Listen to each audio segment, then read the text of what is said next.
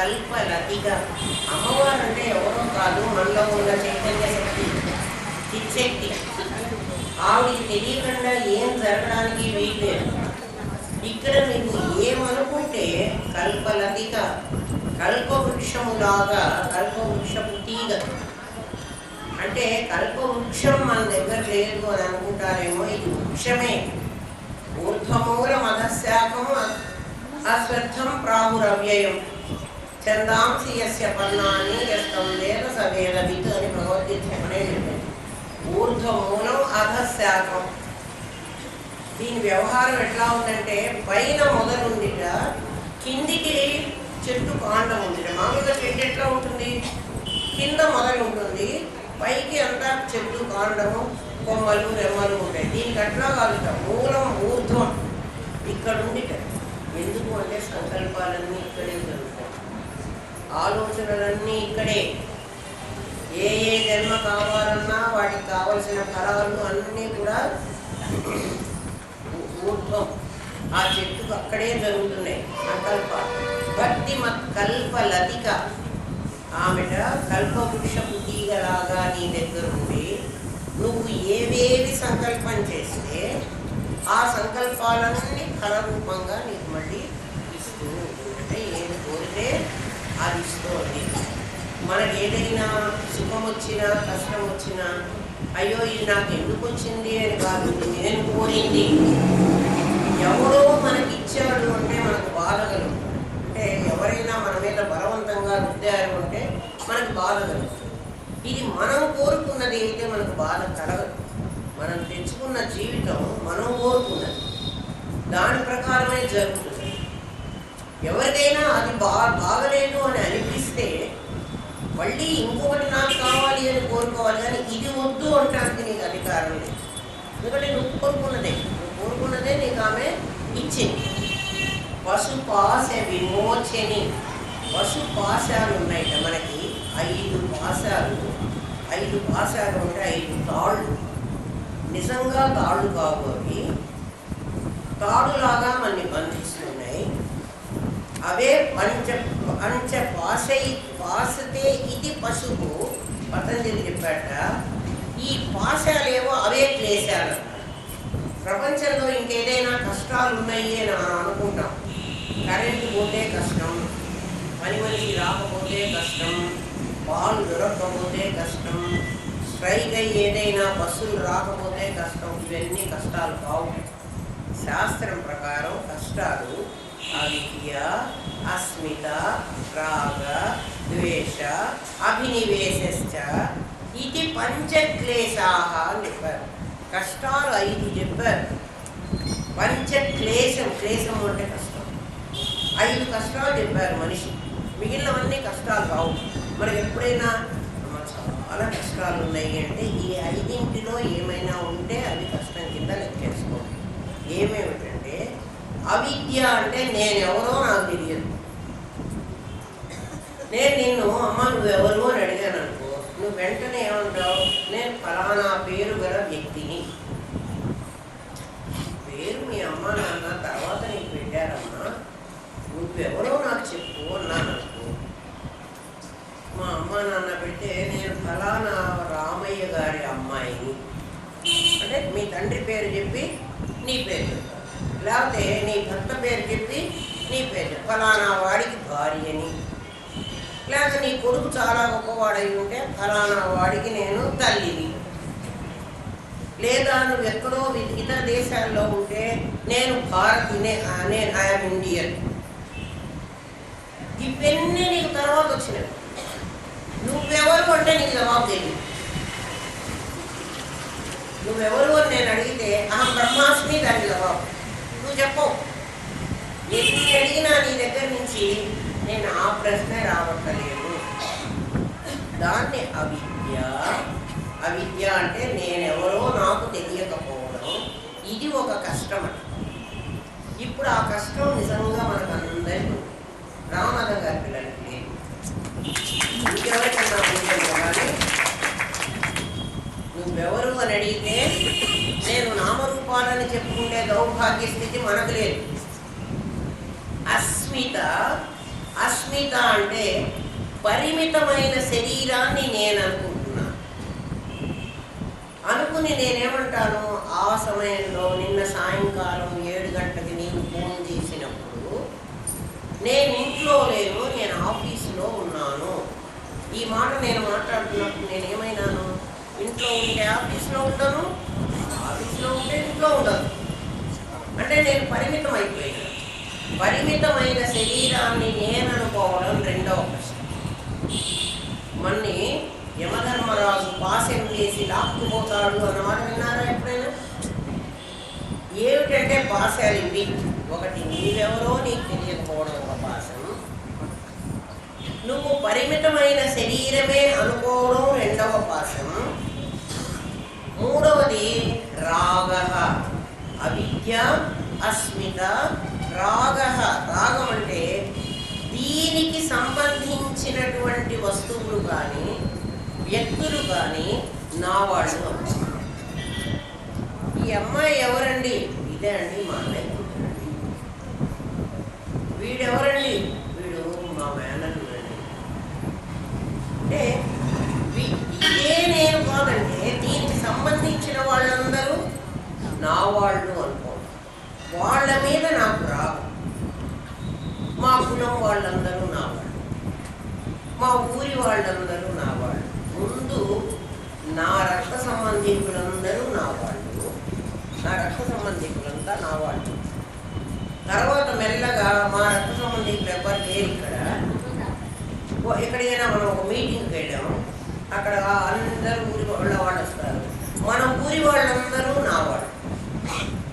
ఓ మీరందరూ నంద్యాల నుంచి వచ్చారా? మేమంతా నంద్యాలండి.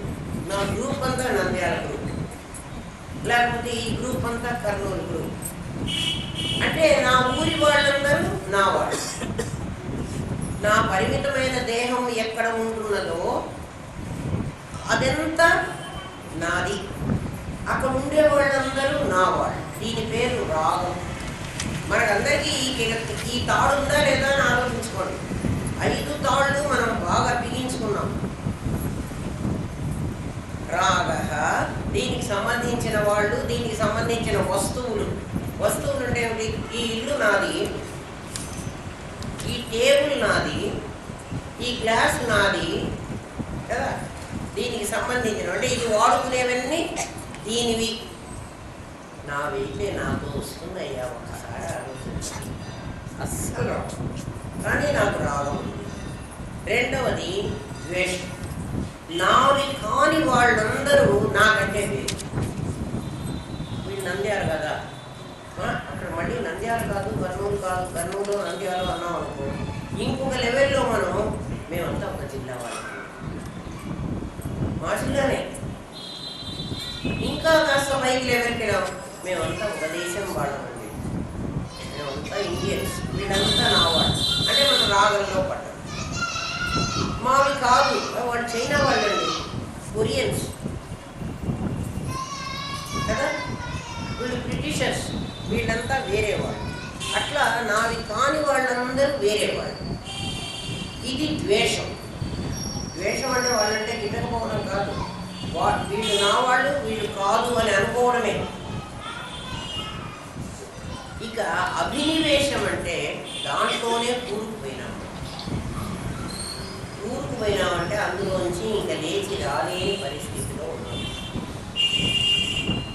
ఒక గొల్లవాడు కొన్ని ఆవుల్ని వేసుకుని ఒక అడవికి వెళ్ళాడు. ఆవుల్ని అడవిలో మేత వేయించుకొని సాయంత్రానికి వాడు తీసుకురావాలి. అలా వెళ్ళినప్పుడు అక్కడ వర్షం అది వచ్చేట్టుగా ఉంది, మేఘాలు కమ్ముకుని పెద్ద భారీ వాన వచ్చేట్టుగా ఉంది. అయ్యో ఈ ఆవుని వెనక్కి తిరిగి తీసుకుపోతే నేను పోలేనేమో, అందుకని ఇక్కడే ఈ రాత్రికి ఎక్కడైనా ఉండి రేపు పొద్దున ఆవులు తోలుకుని పోదామని వాడు ఒక ముని ఆశ్రమంలోకి వెళ్ళి, అయ్యా ఈ రాత్రి మీ దగ్గర ఉంటానని అడిగాడు. అడిగితే సరే నాయన అట్లాగే ఉండి ఏం పర్వాలేదు, నువ్వు నిన్న నీళ్ళు పెట్టా ఉండమని.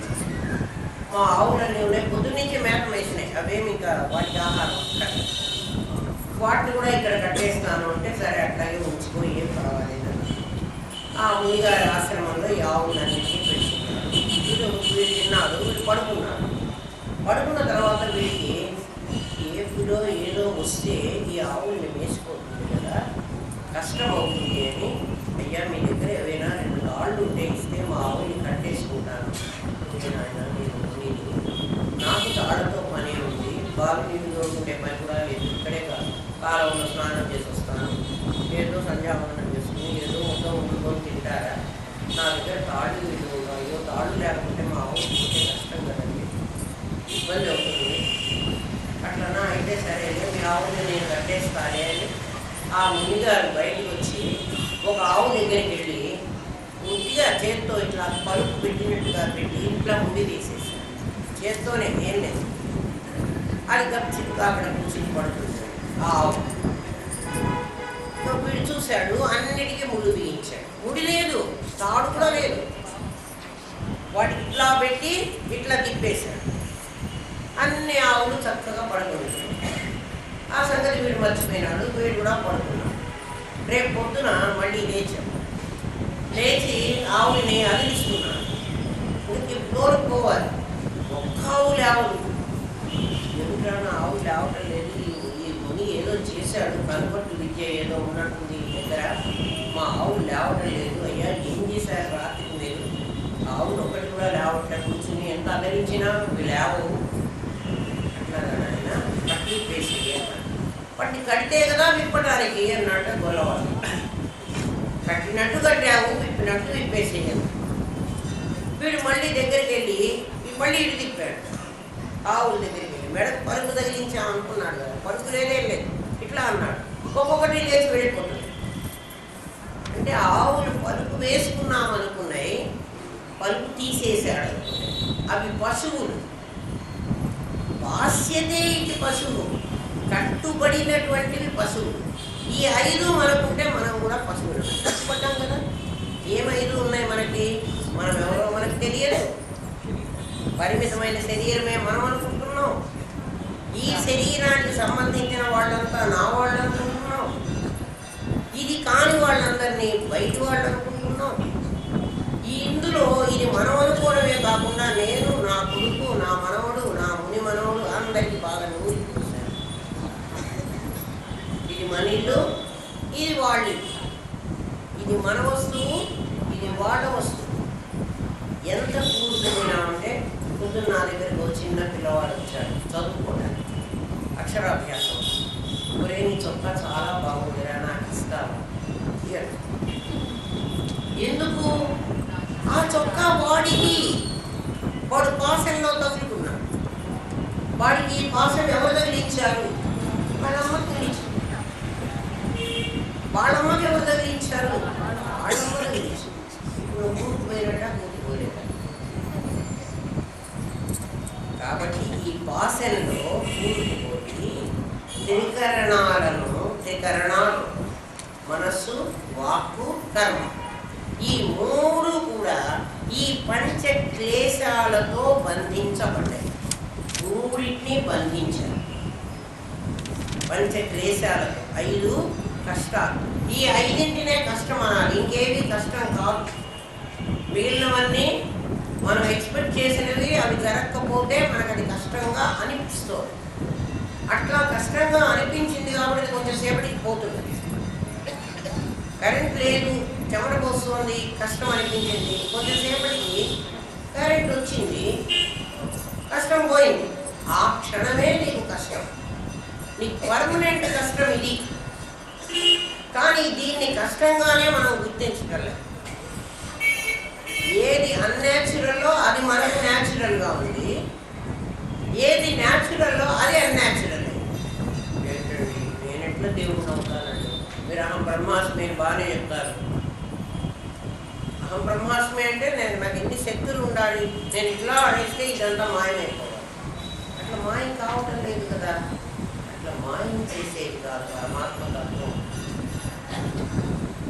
పశుపాశ విమోచని అమ్మవారిని కనుక గుర్తిస్తే ఈ పశుపాశములు ఉన్నాయే, పశుపాశములు అంటే 5 తాళ్ళు. ఈ 5 తాళ్ళు మనం వదిలించుకోకపోతే 5 తాళ్ళు యమధర్మరాజు చేతిలో పెట్టుకోవాలి. ఆ 5తో మనని అంతేగాని యమధర్మరాజు దగ్గర తాళ్ళ ఫ్యాక్టరీ ఏమీ లేదు. మనందరినీ కట్టేసి తీసుకుపోవడానికి సినిమాలో కాబట్టి అది చెప్పడానికి వీలు కాక వాడు యమధర్మరాజు దున్నపోటు మీద వచ్చి, అసలు దున్నపోటు అంటే ఏమిటో తెలిసిన తమో గుణం. ఎవరికైనా మరుపు రాకపోతే మరణం రాదు. మరణం అంటే మర్చిపోవడం. ఏం మర్చిపోతాడు? వీళ్ళందరినీ ఇక్కడ నా అర్థం పెట్టాను, వీళ్ళందరి బొమ్మలు అర్థంలో పడతాయి కదా. వీడమే పడ్డాయా లేదా? మీరందరూ ఎందుకు పడలే? అర్థం మీ వైపు లేదు. అర్థం వీడు తిప్పాను అనుకో, వీళ్ళందరూ అర్థంలోంచి తీసేయడం, వీళ్ళందరినీ అర్థంలో పెట్టుకోవడం. మళ్ళీ ఇటు తిప్పాను అనుకో, అర్థంలో వీళ్ళందరూ పోతారు, వీళ్ళు వస్తారు. ఇప్పుడు ఈ అర్థంలో నుంచి వీళ్ళని తీసేసి వీళ్ళని ఎక్కించి ఎరైజర్ పెట్టి చెరిపేసి ఏమన్నా అలా ఉందా నాకు? అలాంటిది ఏముండదు.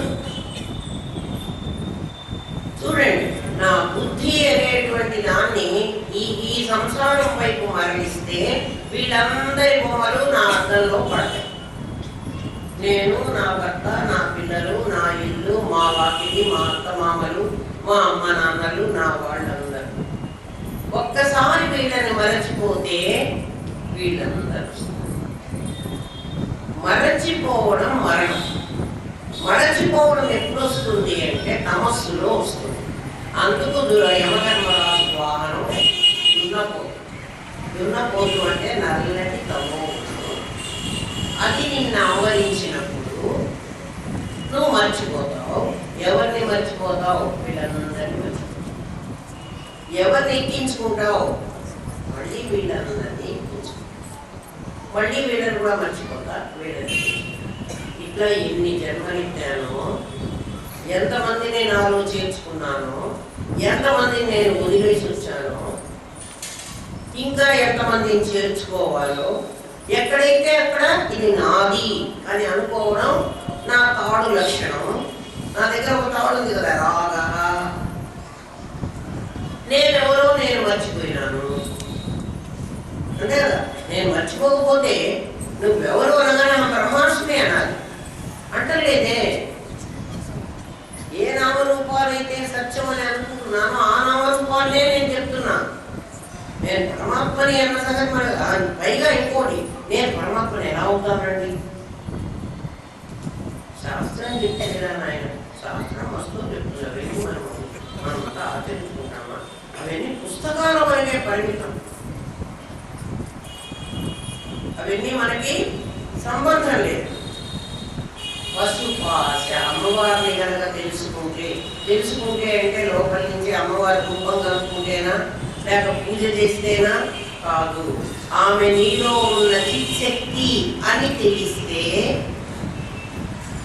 చిత్ అనేటువంటి చైతన్య శక్తే నాలో ఉన్న లలితా పరమేశ్వరి, నాలో ఉన్న సత్ అనేటువంటి శక్తే నాలో ఉన్న పరమశివుడు, శివశక్తి ఐక్య రూపిణి నేనే శివుణ్ణి, నేనే లలితా పరమేశ్వరి, నేనే కపర్దిని,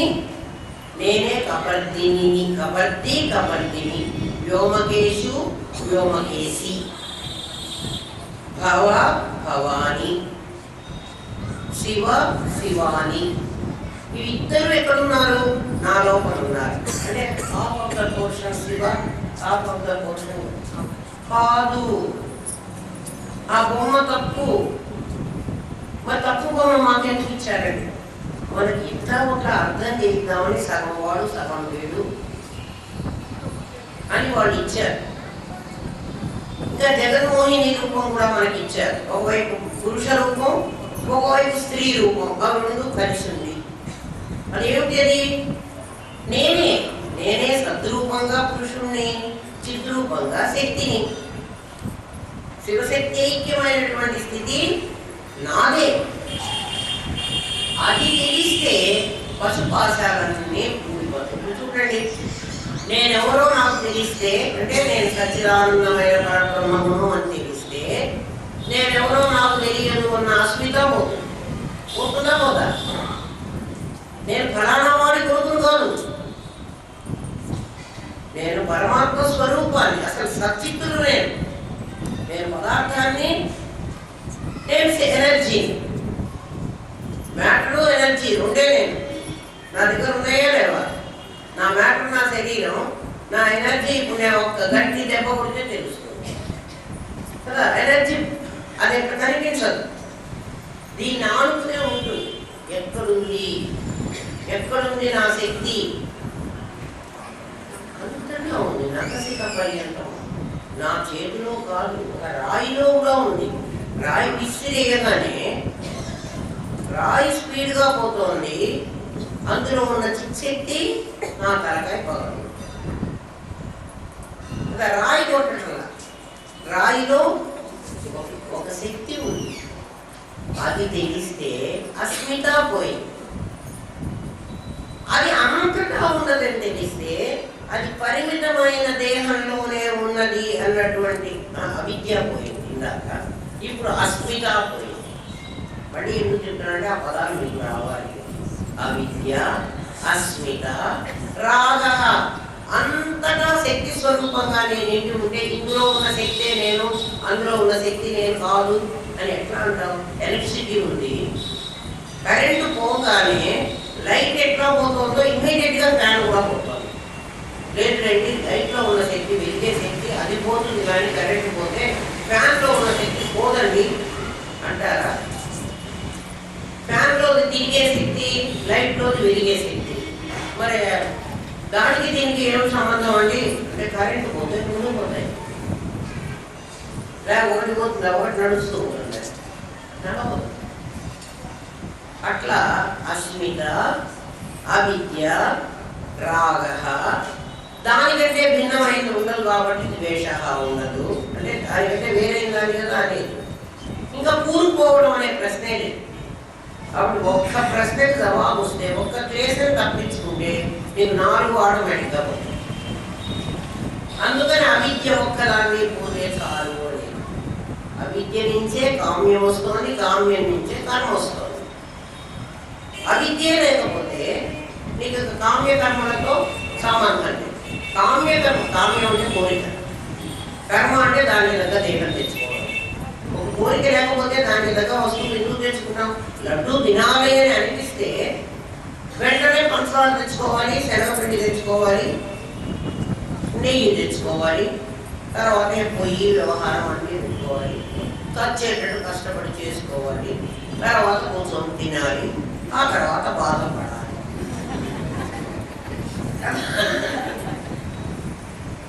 ఇది కూడా అట్లాంటిదే. సరే, కామ్యమే లేకపోతే కర్మతో పనే లేదు, సంకల్పమే లేకపోతే జన్మతో పనే లేదు. నేనెవరో నాకు తెలియకపోతే నేను సంకల్పం చేస్తాను, జన్మలకు కూడా వెళ్తాను.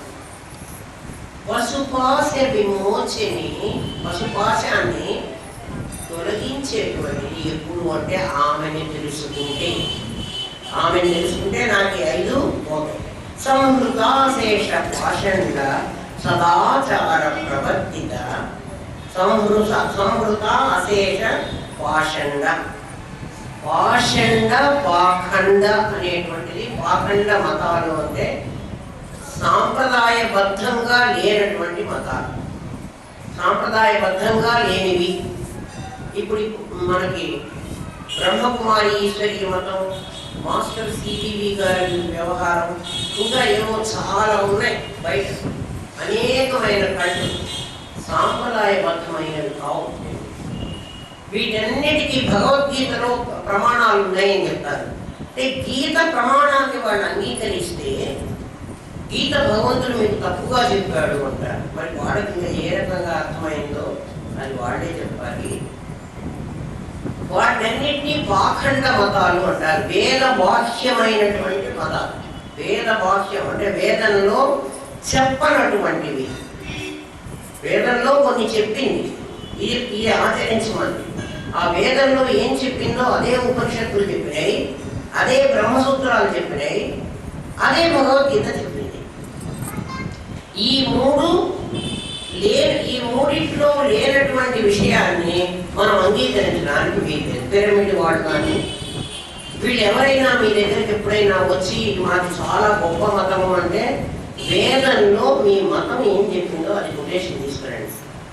వేద వాక్యమైనటువంటిది పాఖండ మతం. సంహృత అశేష కొన్ని కాదుట అశేషమైన ఉన్నాయి ఈ పాఖండ మతాలు. వాటిని తీసుకురండి. మా శివబాబా చెప్పాడంటే మీరు నమ్మకూడదు. మీ శివబాబా కూడా మాలాంటి మనిషి, మీ కృష్ణుడు కూడా మాలాంటి మనిషి అంటారు మన మాట. అంటే కల్కి భగవానుడు కూడా ఇంక్లూడింగ్ కల్కి, ఆయన కూడా మనలాంటి మనిషి. ఆయన చావడా అందరూ వస్తారు. మరి చావని వాడు చెప్తే నమ్మాలి మనం. కృష్ణుడిని అని భగవద్గీతలో చెప్పారు. భగవాన్ ఉవాచ, భగవాన్ చెప్తున్నాడు. భగవాన్ ఎవరు? కల్కి భగవానా? నేను అందరం భగవాన్ అనుకుంటే తప్పు. చాటుణ్య పరిపూరిత ఆ 6 గుణాలు ఎవరికి ఉంటాయో వాడు భగవాన్. మిగిలిన వాళ్ళందరూ కాదు. అది పాఖండ మతం. పాఖండ అంటే వేదవాక్యమైనటువంటి మతం. అవి ఎన్నున్నాయంటే అనేకం ఉన్నాయి. అశేషం. శేషం అంటే చాలా. ప్రతివాడికి వాడి బుర్రలో ఏదో ఒక మతం వస్తుంది, దాన్ని వాడి ఇష్టం వచ్చినట్టు పెడతాడు. వాడి బుర్రలో ఎవడో ఒక దేవుడు నాకు కనిపించాడు ఈ దేవుడు అంటాడు. ఊహిస్తే ఎన్నో బొమ్మలు కనిపిస్తాయి. ఆ ఊహించిన బొమ్మలన్నిటికీ ఒక ఆకారం ఇచ్చేసి వీడే దేవుడు, వీడు నాకు కనిపించాడు, ఇక్కడ అమ్మవారు ప్రతిష్ఠించమని నాకు చెప్పింది. అసలు అమ్మవారి అసలు రూపం తెలిసిన వాడు అలా చెయ్యడు. అమ్మవారి అసలు స్వరూపం వాళ్ళకి తెలియదు. అవన్నీ వేదవాక్యమైనటువంటి మతాలు. సంవృత అశేష పాషండ సదాచార ప్రవర్తిక, వాటన్నిటిని సంస్కృత ఖండించిన అమ్మవారు ఆ అశేషమైనటువంటి వేదవాక్యమైనటువంటి మతాలను ఖండిస్తుంది. అమ్మవారు ఎక్కడుంది ఖండించడానికి? ఎప్పుడైతే పంచక్లేశాలు నీకు దొరుకుతాయో, అసలు పంచక్లేశాలు దొరకక్కడ ఒకటి దొరికితే కాదు, అప్పుడు నీవే అమ్మవారి. నువ్వు అశేషమైనటువంటి పాఖండ మతాలను ఖండించగలవు. అందుకే శంకరాచార్యుడు దేశమంతా తిరిగి అనేక మతాలని ఖండించాడు, అద్వైత మతాన్ని స్థాపించాడు. అంటే ఆయన ఈ అస్మిత, అవిద్య, రాగ, ద్వేష, అభినివేశ అనేటువంటి 5 క్లేశాల్లో నుంచి బయటపడ్డాడు. బయటపడిన వాడే సంవృతాశేష పాషండ సదాచార ప్రవర్తిక. వాటిని ఖండించడం, సదాచారంలో ప్రవర్తించడం. ఆ 2 నామాలు, ఒకటి పోగొట్టడం, ఒకటి ప్రాప్తి, ఒకటి పరిహారం. ఒకటి తీసేసుకోవడం, ఒకటి కలుపుకోవడం. సదాచార ప్రవర్తిక తాపత్రయాగ్ని సంతప్త సమాహ్లాదన చంద్రిక. తాపత్రయము అంటే 3 తాపత్రయాలు ఉన్నాయి. తాపము అంటే వేడి, వేడి అంటే బాధ. బాధలు 3 ఉన్నాయి. ఏమేమిటి? మనస, వచస, వపుష. వపుష అంటే శరీరం. మానసికమైన తాపము, వాంగ్మికమైన తాపము, వాచికమైన తాపము, శరీరం చేసే కాయిక, వాచిక, మానసిక అని మన మామూలు తెలుగు, మన భాషలో కాయికమైన పాపాలు, వాచికమైన పాపాలు అంటే మన నోటితో, మన మాటలతో తిట్టేటువంటివన్నీ తిట్లు, అవి శరీరంతో చేసే పాపాలు. ఈ 3 తాపత్రయం. ఈ తాపత్రయ అగ్ని సంతప్త సమాహ్లాదన చంద్రిక. తాపత్రయము అనేటువంటి అగ్ని మనని కాలుస్తూ ఉంటుంది. అందుకే పాపం అనేటువంటిది నిప్పు లాంటిది. పాపం కనుక ఒకసారి చేసి ఉంటే, పుణ్యం కూడా అలాంటిదే, పాపం కనుక ఒకసారి చేసి ఉంటే అది లోపల ఉండి ఎప్పుడో మెల్లమెల్లగా రగులుకుని మొత్తం తగలబెట్టు, ఎప్పుడో ఆ పాపం అనేది కాల్చేస్తుంది. అగ్ని, అందుకని దాన్ని అగ్ని అన్నారు. ఈ అగ్ని ఒక దాంట్లోనే లేదు, మనస్సులో ఉంది, శరీరం మాటలో ఉంది, శరీరంలో ఉంది. తాపత్రయ మనస వచస వపుష అని అంటారు దాన్ని సంస్కృతంలో. తాపత్రయము, మూడిట్లో తాపాలు ఉన్నాయి మనకి. ఆ అగ్ని చేత సంతప్త, నేను కాలి ఉన్నాను, నాకు ఇప్పుడు చల్లపరచడానికి ఏం కావాలి? ఒక కాలిపోయిన అంటే వేడిగా మనకి చెమటలు పోస్తూ ఉన్నటువంటి వాడికి చల్లగా ఉన్న పదార్థం కావాలి. సమాహ్లాదన చంద్రిక, ఆహ్లాదం కలిగించేటువంటి వెన్నెల. చంద్రిక అంటే వెన్నెల.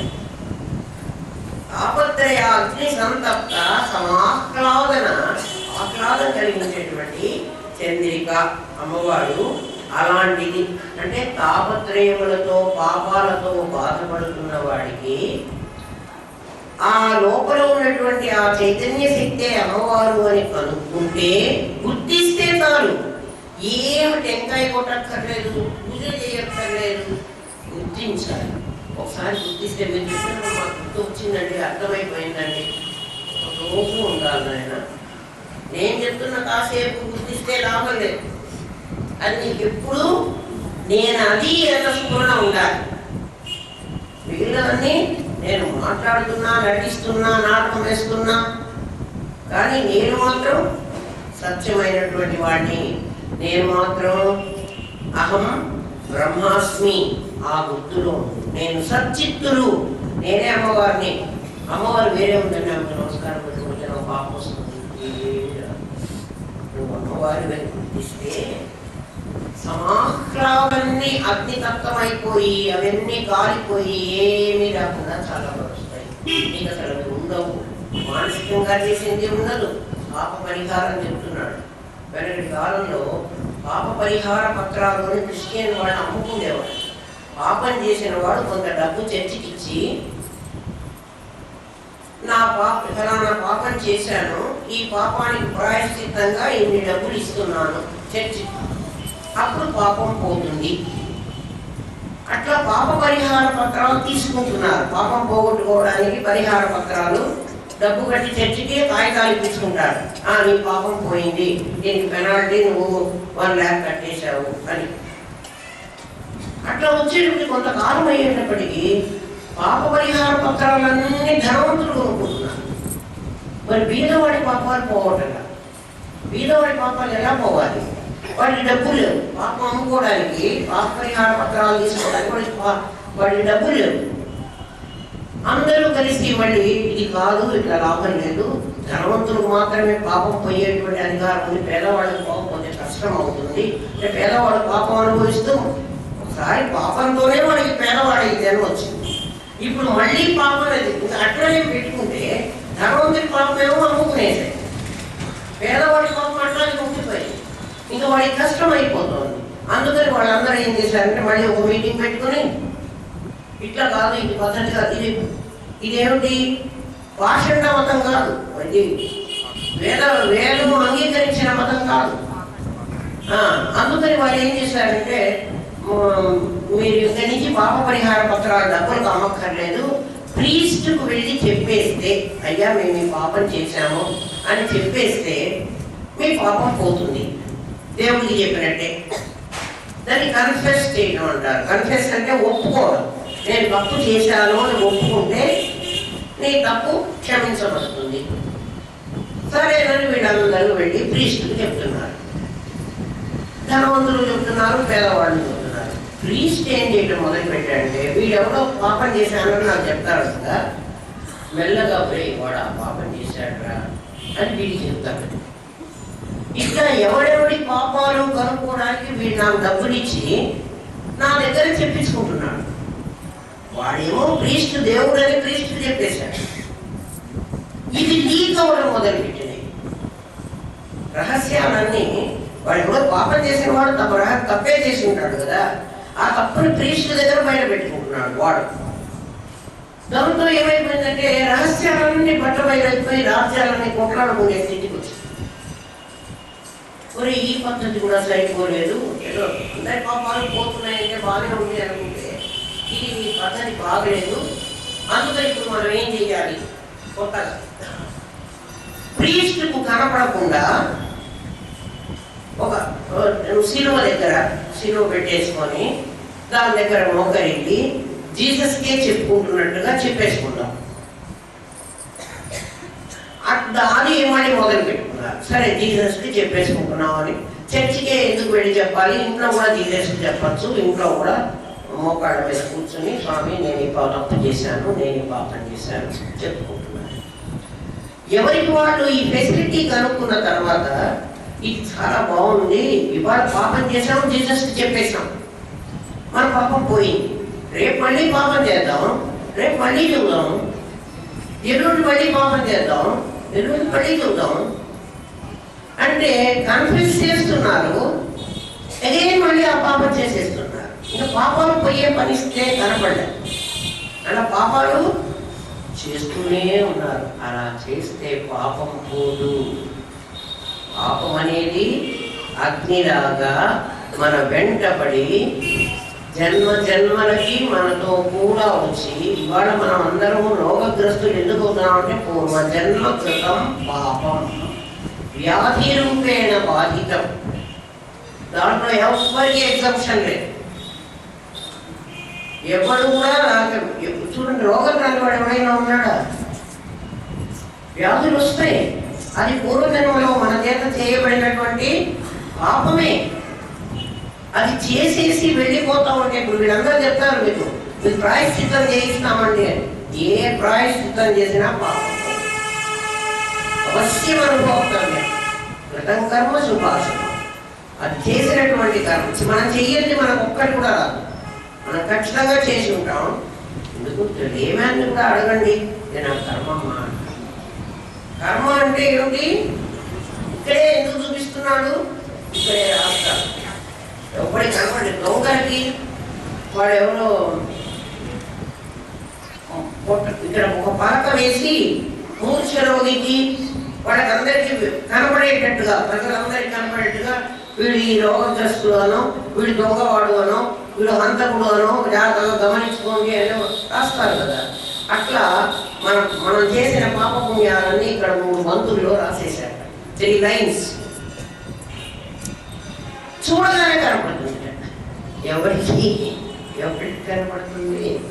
వాళ్ళు చూసే జ్యోతిష్కులు సాముద్రికం వాళ్ళు చెప్పేది అంటే మనం చేసిన పాపం మన రోగ రూపంలోనే వస్తుంది. అవశ్యం అనుభవం. ఒక రోగమే కాదు, మనిషి బాధపడుతున్నాడంటే పాప ఫలమే అనుభవిస్తున్నాం. మనం పాప ఫలం అనుభవిస్తున్నాం, అది అయిపోతే సరిపోతుంది అని కనుక వాళ్ళు సరిపెట్టుకుంటే ఈ బాధ లేదు. ఎందుకంటే కృతం కర్మ శుభాశుభం కదా. కృతం అంటే చేసింది, మనం చేసిందే మనం అనుభవిస్తామరా. కొత్తది మాత్రం దేవుడు మనకి పెట్టడు. మనం చేసింది మనం అనుభవిస్తున్నాము అని అనుకుంటే, అది అయిపోతుంది అని అనుకుంటే అది హాయిగా తేలికగా అయిపోతుంది. అది మనం బాధించాలి. కష్టాలు వస్తే బుద్ధిదేవి కష్టాలే రావాలని కోరుకుంటే, ఎందుకంటే భగవంతుడిని గుర్తు పెట్టుకోవడానికి కష్టాలు వస్తేనే వీలవుతుంది. సుఖాలు వస్తే దేవుణ్ణి గుర్తు పెట్టుకోరు, వాడు గుర్తు రాడసలు. అలా తాపత్రయ అగ్ని సంతప్త, అందుకని అది అగ్నితో పూల్చారు. అగ్ని అంటే అది నిప్పు, దానికై అది చల్లారదు. అది మన జన్మలకి మన వెంట వస్తుంది. సమాహ్లాదన చంద్రిక, అమ్మవారిని గుర్తిస్తే చాలు అది ఆహ్లాదం కలిగించేటువంటి వెన్నెలలాగా నీ తాపత్రయాన్ని పోగొడుతుంది. తాపత్రయాన్ని, మానసిక తాపాన్ని, శారీరక తాపాన్ని, వాచిక తాపాన్ని, 3ని పోగొడుతుంది. ఈ 3తో మనం 10 పాపాలు చేస్తాం. ప్రతి దసరా పండగకి ఒక్కొక్క రోజు ఒక్కొక్క పాపం పోగొట్టుకొని దశహర దసరా 10 పాపాలు, కాయిక వాచిక మానసిక అయినటువంటి ఆ పాపాలన్నీ పోగొట్టుకొని విజయదశమి 10వ రోజు పాపాలన్నీ ప్రక్షాళన చేసుకుని నువ్వు ఫ్రెష్గా తయారవుతుంది. కానీ ఎన్ని దసరాలో గడిచిపోయినాయి, ఎన్నిసార్లు కొత్త బట్టలు కట్టుకున్నా భక్షాలు చేసుకుంటున్నాం, కానీ పాపాలైతే ఇప్పటికి ఏం పోగొట్టుకోలేదు. పోగొట్టుకోవడానికి వీలు కూడా లేదు. ఒక్క పరమాత్మని తెలుసుకుంటేనే, మరి పరమాత్మను తెలుసుకుంటే ఎట్లా పోతుంది? గీత ప్రమాణం జ్ఞానాగ్ని దగ్ధ కర్మాణం భస్మసాత్. జ్ఞానాగ్ని ఒకటే నీ కర్మనంతా దగ్ధం చేస్తుంది, భస్మసాత్ బూడిదలాగా చేస్తుంది. నిప్పు కణికలాగా చెయ్యదు, బూడిదలాగా చేస్తుంది. బూడిదలో నుంచి నిప్పు అంటించడానికి వీలు. నిప్పు కణిక ఉందంటే నిప్పు పెరుగుతుంది, బూడిదలో నుంచి ఇంకేం రాదు. జ్ఞానాగ్ని ఒకటే అలా చెయ్యగలదు, ఇంకా ఏది పాప పరిహారం లేదు. తరుణి నువ్వు అనుకోవచ్చు, అమ్మవారు మనకు అమ్మవారి మొహం పార్వతీదేవిని చూపించినప్పుడు ఒక ముసలామెలాగా చూపిస్తారు ఎక్కడైనా సరే. పార్వతీదేవి ముసలిగా ఉండదు, ఆమె తరుణి. తరుణి అంటే నిత్య యవ్వన. మనకి ఎక్కడ ఒక నామం కూడా వస్తుంది, నిత్య యవ్వన. ఎప్పుడు అలర్ట్గా. యవ్వనం అంటే యవ్వనంలో ఉన్నవాడు అలర్ట్గా ఉంటాడు. ముసలివాడు ఇది అది సర్దుకుని అడుగు పెట్టేటప్పటికే నానా కష్టాలు పడి కష్టపడతాడు. ఇట్లా ఉండదు. నువ్వు ఇట్లా పిలిస్తే ఇట్లా పరిగెత్తుకొని వస్తుంది. పిల్లవాడు అమ్మాని కేక పెట్టేటప్పటికి అమ్మ ఎంత గబగబా పరిగెత్తుకొని వస్తుంది. తరుణి అయిన అమ్మ అయితే అట్లా లేస్తుంది, ముసలి అమ్మ అయితే లేవలేదు. అమ్మవారు తరుణి. దేవతలందరికీ త్రిదశులు అని పేరు. త్రిదశులు అంటే 3 పదులు. వాళ్ళకి ఎప్పుడు 37 వయస్సే ఉంటుంది. త్రిదశ అంటే ఇంకోటి బాల్యము, కౌమారము, యవ్వనం. 4వ దశ ఉంది మనకి, వార్ధక్యం. అది వాళ్ళకి లేదు. అందుకని దేవతలందరూ త్రిదశులు. అందుకే వాళ్ళని నిత్య యవ్వన మదశాలిని. అమ్మవారికి ఇంకొక పేరు ఉంది, నిత్య యవ్వన. ఎప్పుడూ యవ్వనంగా ఉంటుంది. అందుకని పార్వతీదేవిని ఎప్పుడైనా వేస్తే ముసలిగా వేయవాలి. వీళ్ళందరూ ఏం చేస్తారంటే లక్ష్మీదేవిని, సరస్వతీదేవిని వాళ్ళిద్దరినేమో చిన్నవాడుగా వేస్తారు. ఒక 30 years అట్లా బొమ్మలు. పార్వతీదేవిని వేసేటప్పటికి ఒక ముసలి వేషం వేసి, కావ్యాల్లో కూడా అలాగే వేస్తారు. పార్వతీదేవిని వర్ణించేటప్పటికీ ఆవిడ జుట్టెట్లా ఉంటే తిలకండులాగా ఉందంటారు. తిలకండుల అంటే నువ్వులు బియ్యము కలిస్తే ఎట్లా ఉందో అట్లా ఉంది ఆవిడ. అంటే ఎంత వయస్సు వస్తే అట్లాంటి జుట్టు వస్తుంది? 50 దాటాలి కదా. అట్లా ఉండదు ఆమె. తరుణి. తరుణి ఇంకొక అర్థంలో తరణి కూడా. తరణి తరింప చేసేది.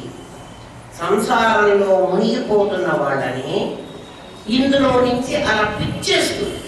ఒక్కొక్కళ్ళని ఇట్లా లాగుతుంది.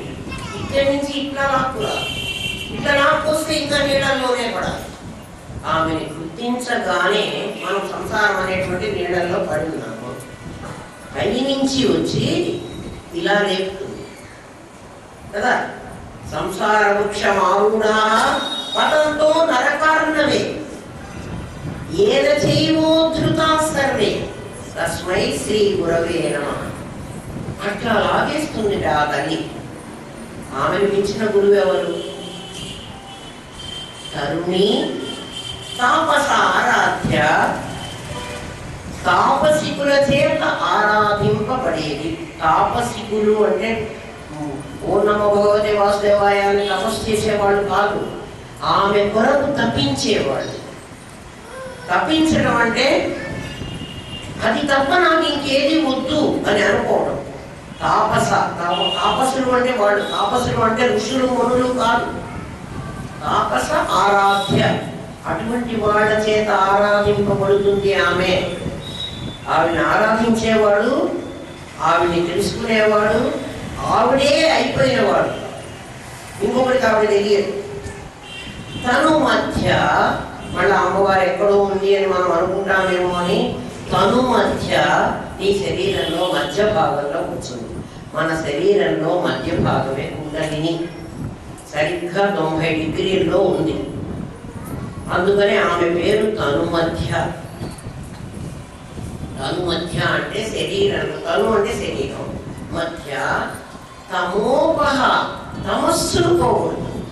శరీరంలో నిద్ర, ఆ లోపల ఉన్నటువంటి కుండలిని నిద్రాణమై ఉండిట ఆవిడ్ని మేల్కొలిపితే అంటే గుర్తిస్తే, మనం నిద్రపోతున్నాము, మనకి మెళుకు వస్తే ఏం చేస్తాము?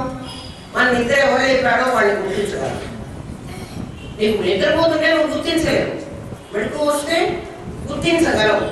ఎవడైతే ఆమెను గుర్తిస్తాడో వాడికి తమోపహ, వాడి తమస్సు దూరం చేస్తాడు. వాడికి మళ్ళీ తమస్సు ఉండదు, వాడు మళ్ళీ తమస్సులో పడిపోడు, తమస్సును పోగొడుతుంది. ఆవిడ ఎక్కడుంది? తను మధ్య, నీ శరీరంలో ఉంది. కుండలిని నిద్రాణమై ఉన్నంతసేపు మన శక్తి సామర్థ్యాలు మనకి గుర్తురావు. మనం నిద్రపోతూనే ఉంటాం.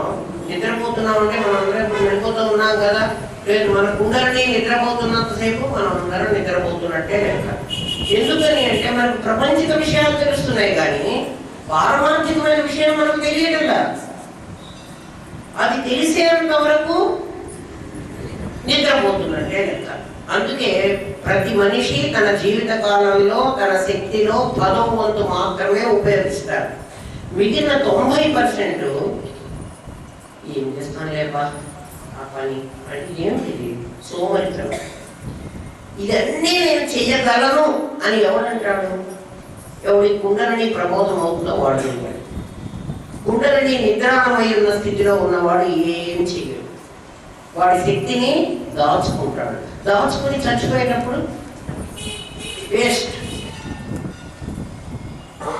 నువ్వు ఎంత శక్తి దాచిపెట్టుకున్నా ఆ శక్తిని నువ్వు ప్రిజర్వ్ చేసుకోవడానికి వీల్లేదు. అది మరణ సమయంలో మొత్తం పోవలసింది.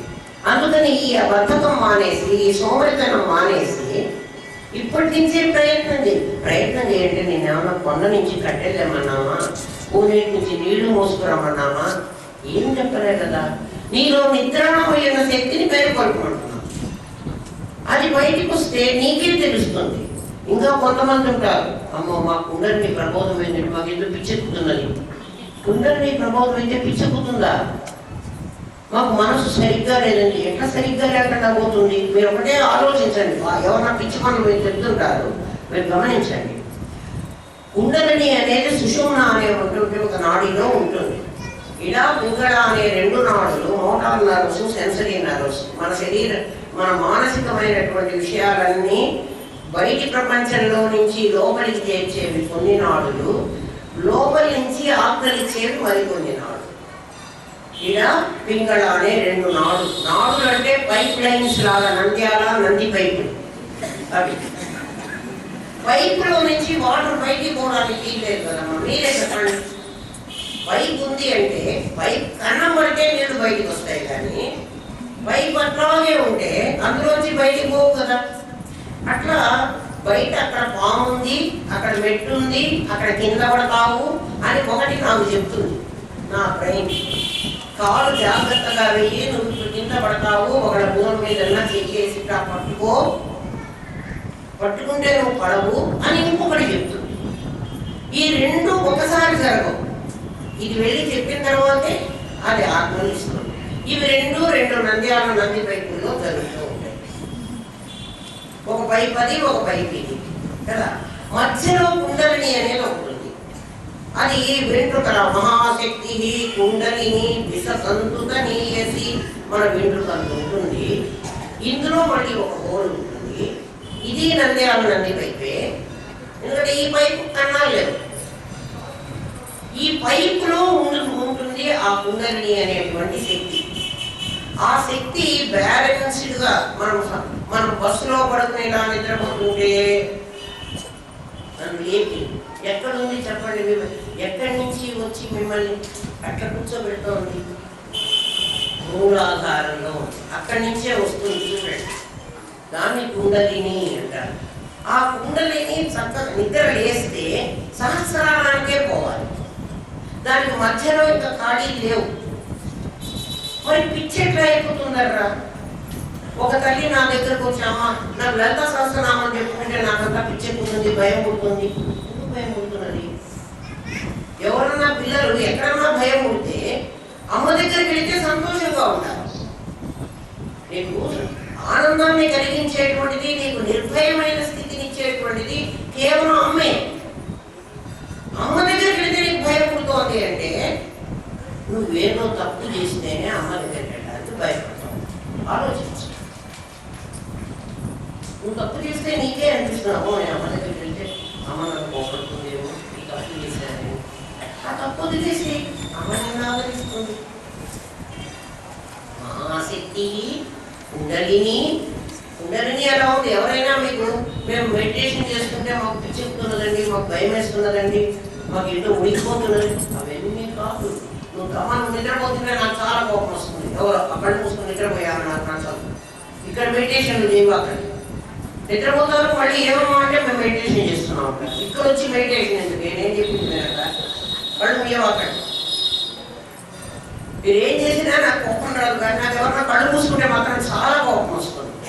ఎందుకంటే నేను చాలా కష్టపడి మీకు సంపాదించుకున్న దాన్ని మీ ముందర పెడుతుంటే మీరు కళ్ళు మూసుకుని నిద్రపోతానంటే నేను దూరపడడానికి వచ్చాను అనుకున్నాను. దూరం కావాలంటే ఒక పాట పెడతాను, హాయిగా సిడి మీరు ఇష్టం వచ్చినట్టు నిద్రపోండి. దాన్ని కళ్ళు మూయవాలి. నా కళ్ళు మూస్తే బాగా కోపం వస్తుంది. తమోపహ కుండలిని సహస్రారానికి చేరకపోయినా కుండలిని ప్రబోధమైతేనే అనేకమైన శక్తులు వస్తాయి. శక్తి స్వరూపమే, శక్తులు వస్తాయి. శక్తి పని చేయడం మొదలు పెడుతుంది. అంతవరకు పొటెన్షియల్గా ఉన్నటువంటి ఎనర్జిక్ అవుతుంది. తమోపహ అప్పుడు నీ తమస్సు పోతుంది. అందుకే షాక్ కొట్టగానే మనకి ఎట్లా ఉంటుంది? షాక్ ఎన్నిసార్లు మనకు కొట్టి ఉంటుంది కదా, షాక్ కొట్టగానే మనకు నిద్ర వస్తూ ఉంటుందా అన్నట్టు కదా. మరి శక్తి అది కైనటిక్ అయితే నువ్వు అలర్ట్ ఉండాలి. నీకు నిద్ర ఎట్లా వస్తుంది? నీకు భయం ఎట్లా పుడుతుంది? ఆలోచన లేక అదేదో చాలా ప్రమాదకరమైంది అనే భావన నీలో ఉంటే నీకు అటువంటివి వస్తాయి. సరైన అవగాహన లేకపోతే అటువంటివన్నీ వస్తాయి. అది చాలా తప్పు. అట్లా రాదు. అట్లా వచ్చి ఉంటే ఈ పాటికి అందరు పిచ్చివాళ్ళు అయిపోయేవాళ్ళు. ఎవ్వరు పిచ్చివాళ్ళు కాలేదు. మన ఋషులు ఎవ్వరికీ పిచ్చెక్కలేదు. వాళ్ళు చెప్పిన పద్ధతిలో సంప్రదాయేశ్వరి మెథడాలజీ ప్రకారం టీచ్ చేస్తే ఎవరికి పిచ్చెక్కడానికి వీల్లేదు. అది మెథడ్కు విరుద్ధంగా నువ్వు ప్రవర్తిస్తే మాత్రం ఖచ్చితంగా పిచ్చెక్క. మెథడాలజీ ప్రకారం సంప్రదాయేశ్వరి సాధ్వి గురుమండల రూపిణి అమ్మవారు గురుస్వరూపంగా నీకు బోధ చేస్తుంది. అకార్డింగ్ టు వేద. ఆమె ఇష్టం వచ్చినట్టు మనకు చెప్పదు.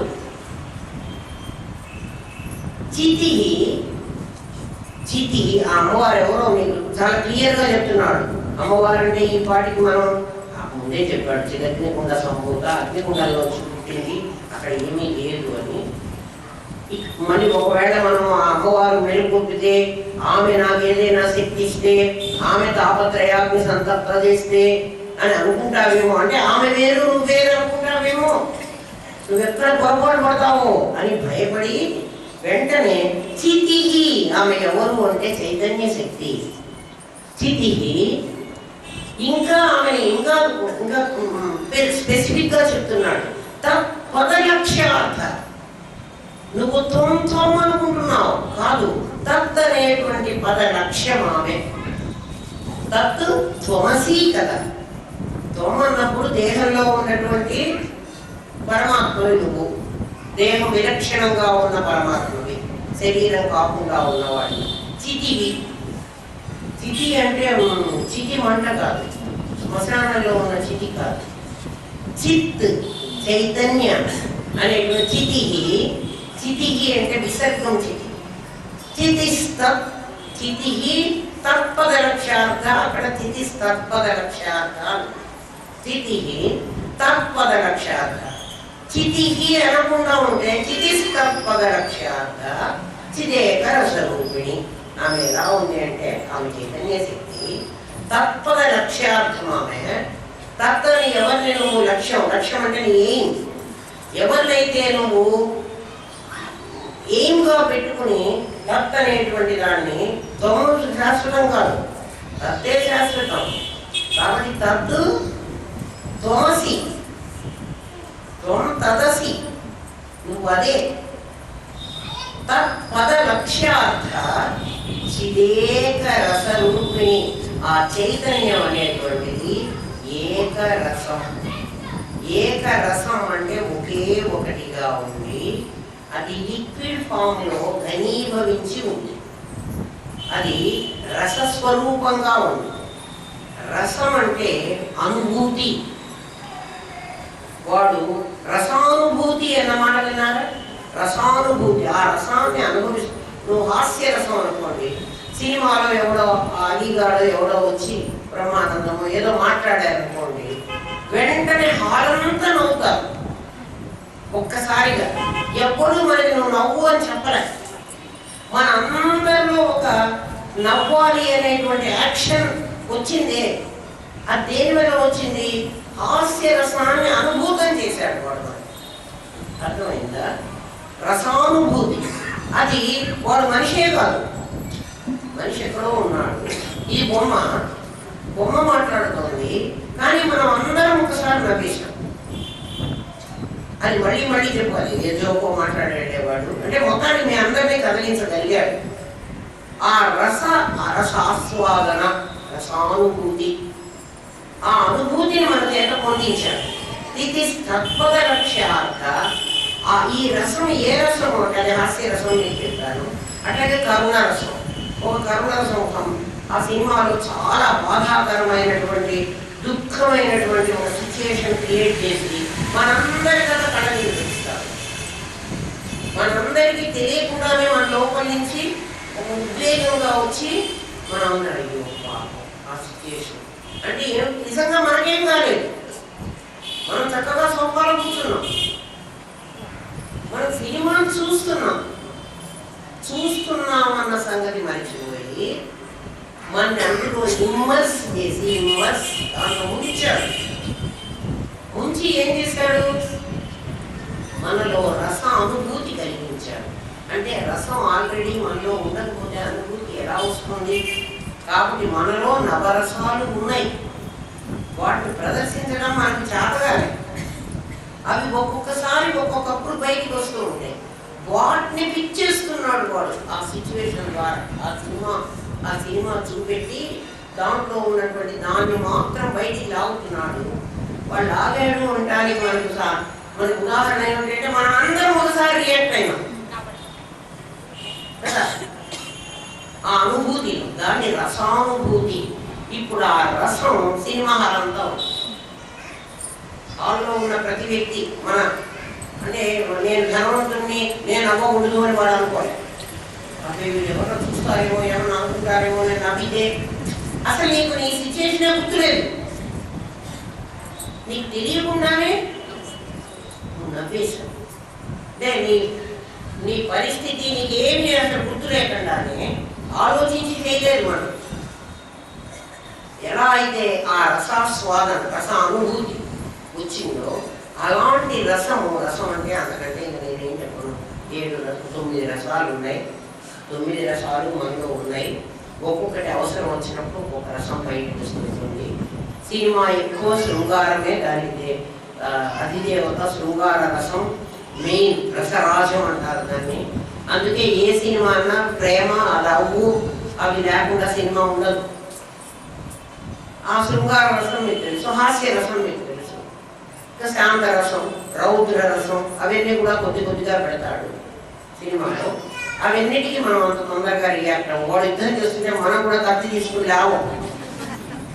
నవ్వినంత తేలికగా మనం కత్తి తీసుకుని వేస్తున్నాము వాడు కొట్టుకుంటుంటే, లేకపోతే వాడు గుసాకు.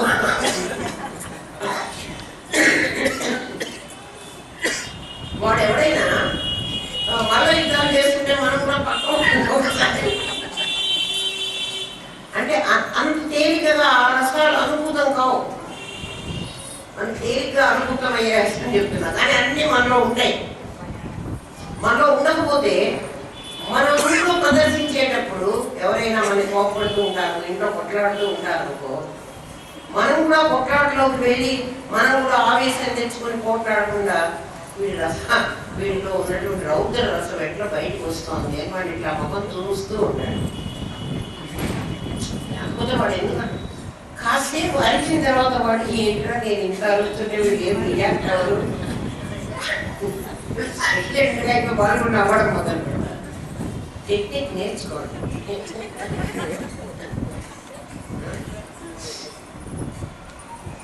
చిదేకర స్వరూపిణి అమ్మవారు చైతన్యం అనేటువంటి ఏకరసం. ఆ ఏకరసమే 9 రసాలుగా పరివర్తన చెంది ఇన్ని వేషాలు వేసింటారు. ఒక హాస్యరసంలో అంటే ఆ పాత్రలో ఆ చిదేకరసమే హాస్యరసంగా కనిపించింది. ఆ చిదేకరసమే శృంగార రసంగా కనిపించింది అనుకో, అక్కడ శృంగార రసాన్ని వాడు బయటికి పెట్టాలి అని డైరెక్టర్ అనుకున్నాడు అనుకో, ఏ క్యారెక్టర్ ద్వారా శృంగారాన్ని బయట పెడతాడు? హీరో హీరోయిన్ ద్వారా బయట. ఒక హాస్యరసాన్ని ఒక క్యారెక్టర్ ద్వారా పెట్టాలనుకో, వాడు హాస్యరసులు ఎవరైనా ఒకరిని చేసుకుని వాడి డైలాగుల ద్వారా బయట పెట్టాలి. మొత్తం రసాలన్నీ వాడి దగ్గరే ఉన్నా, ఒక చైతన్య రసమే ఉన్నా, దాంట్లో నుంచి ఒక్కొక్కటి ఒక్కొక్క వేషంలో వస్తుంది, మనలోంచి బయటకు వస్తుంది. ఆ వ్యక్తి ఆ రసంతో నిండి ఉంటాడు. ఏ రసము లేనప్పుడు చిదేక రసం, చైతన్యం అనేటువంటి రసంలో వాడు మునిగి ఉంటాడు. చిదేక రసరూపిణి. చిన్నపిల్లలు చక్కగా నిద్రపోతుంటే వాళ్ళని ఊరికే మీరు చూస్తూ ఉంటాడు. చిదేక రస స్వరూపులు పసిబిడ్డలు, వాళ్ళకేమీ తెలియదు, హాయిగా ఆనందంగా ఉంటారు. ఆ ఆనందంలోనే నవ్వుకుంటూ ఉంటారు. నేను చాలా ఆనంద స్వరూపుణ్ణి. నిజంగా సమాధిలో ఉన్నవాళ్ళు వాళ్ళే.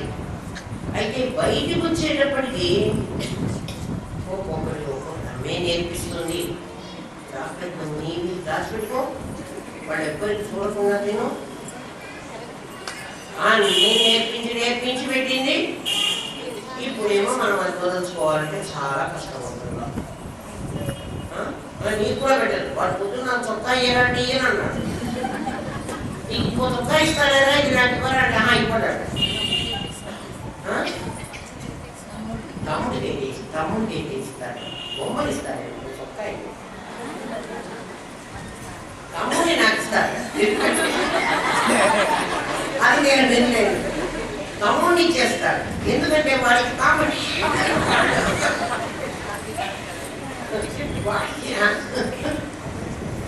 వాడికి అంటే జీవుడికి ఎంత స్వార్థం తెలుసో చూడండి.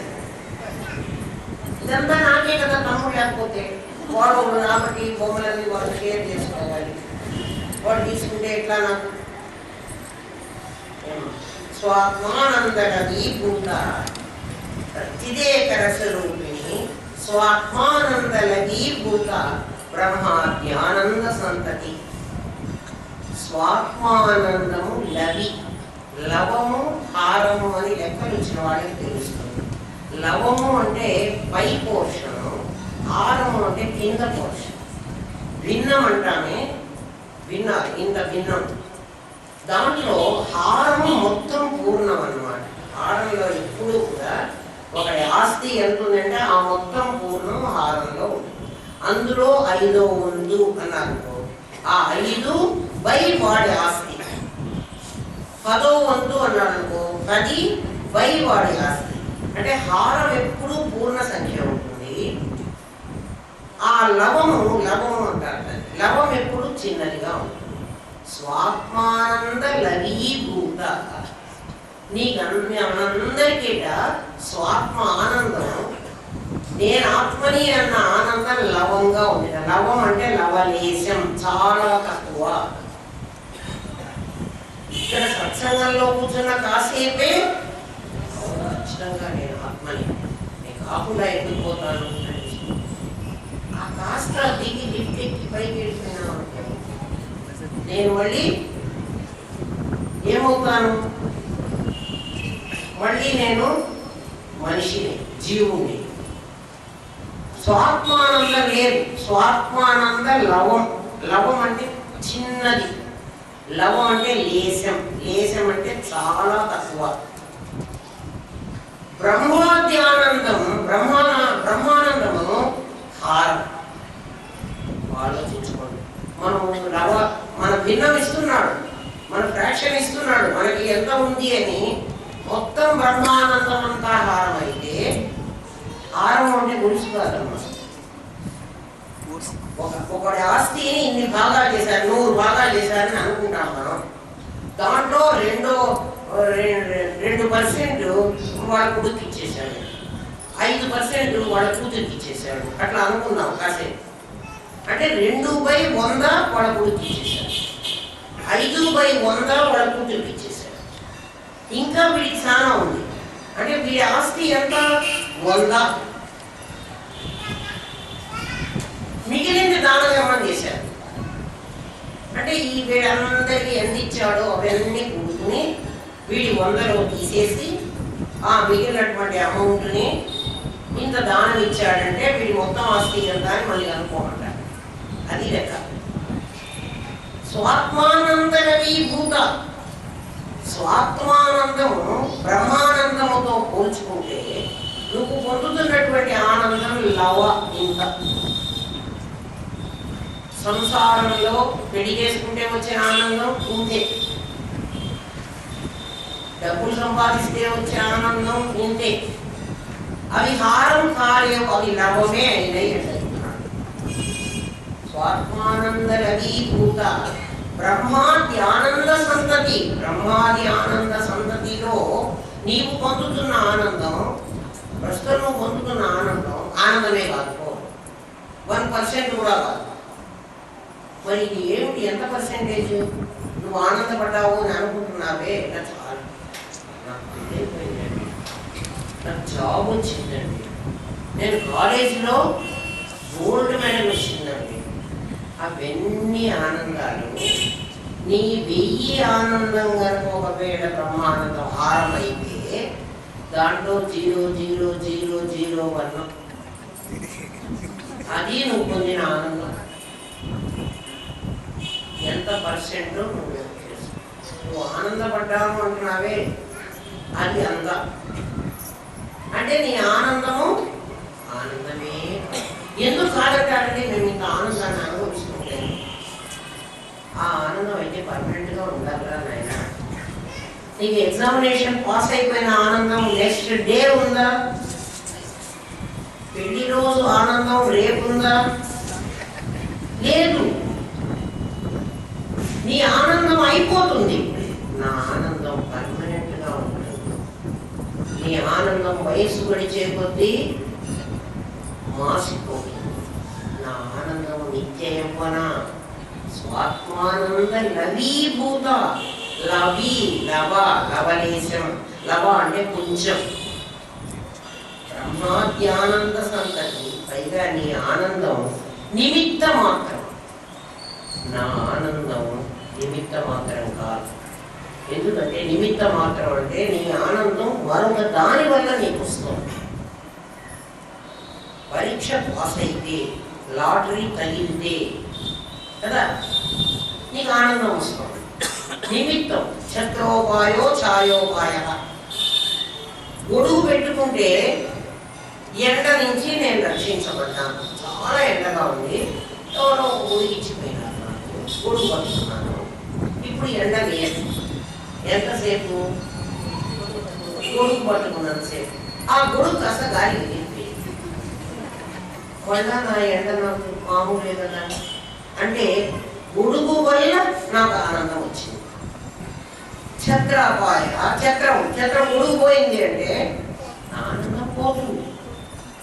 అట్లాగే నాకు భర్త వల్ల ఆనందం వచ్చింది, కొడుకుల వల్ల ఆనందం వచ్చింది, ఆస్తి వల్ల ఆనందం వచ్చింది.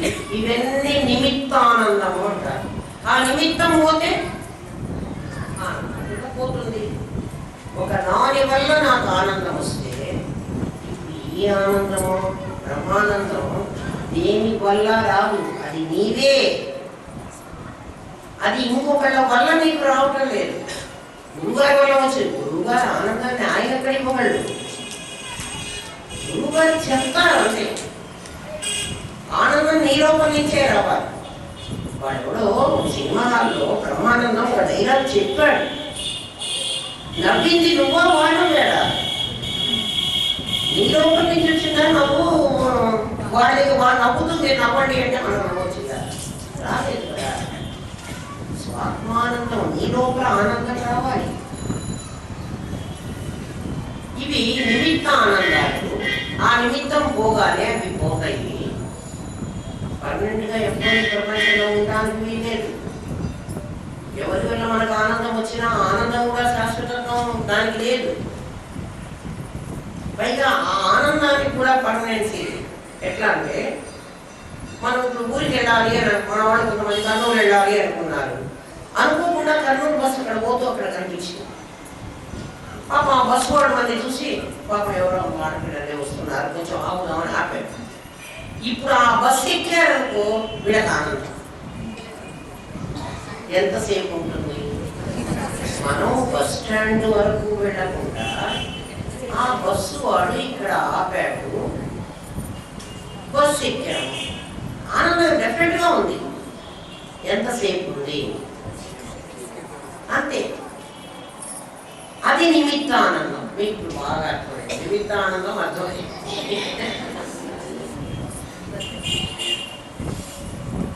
పరా ప్రత్యక్షితి రూప పశ్యంతి పరదేవత. ఇంతకుముందు చెప్పాను నేను. పరాక్ ప్రత్యక్ పరాక్. ప్రత్యక్ అంటే త్వం, పరాక్ అంటే తత్. పరాకు ప్రత్యక్ చితి రూప. నీ చితి నీ చైతన్యం ప్రత్యక్ రూపంగా ఉంది, పరాక్ రూపంగా ఉంది. మరి ఇది వేరు అది వేరు అంటున్నారేమో. త్వము తత్తు అంటే ఇది నేను అది వాడు. అది నీవైతివి కదా, అది నేను ఇద్దరు లేము. అది నేను ఒకటే చితి. పరా ప్రత్యక్షితి రూప పశ్యంతి. అది ఎట్లా ఉంది అంటే పశ్యంతి పరదేవత. ఆ అమ్మవారు పర, పశ్యంతి, మధ్యమ, వైఖరి అని 4 స్టేజెస్లో వ్యవహారం చేస్తూ 4 స్టేజీలు ఆవిడ. నాకన్నా ఒక్క స్టేజీ ఆవిడ 4 ఉన్నాయి.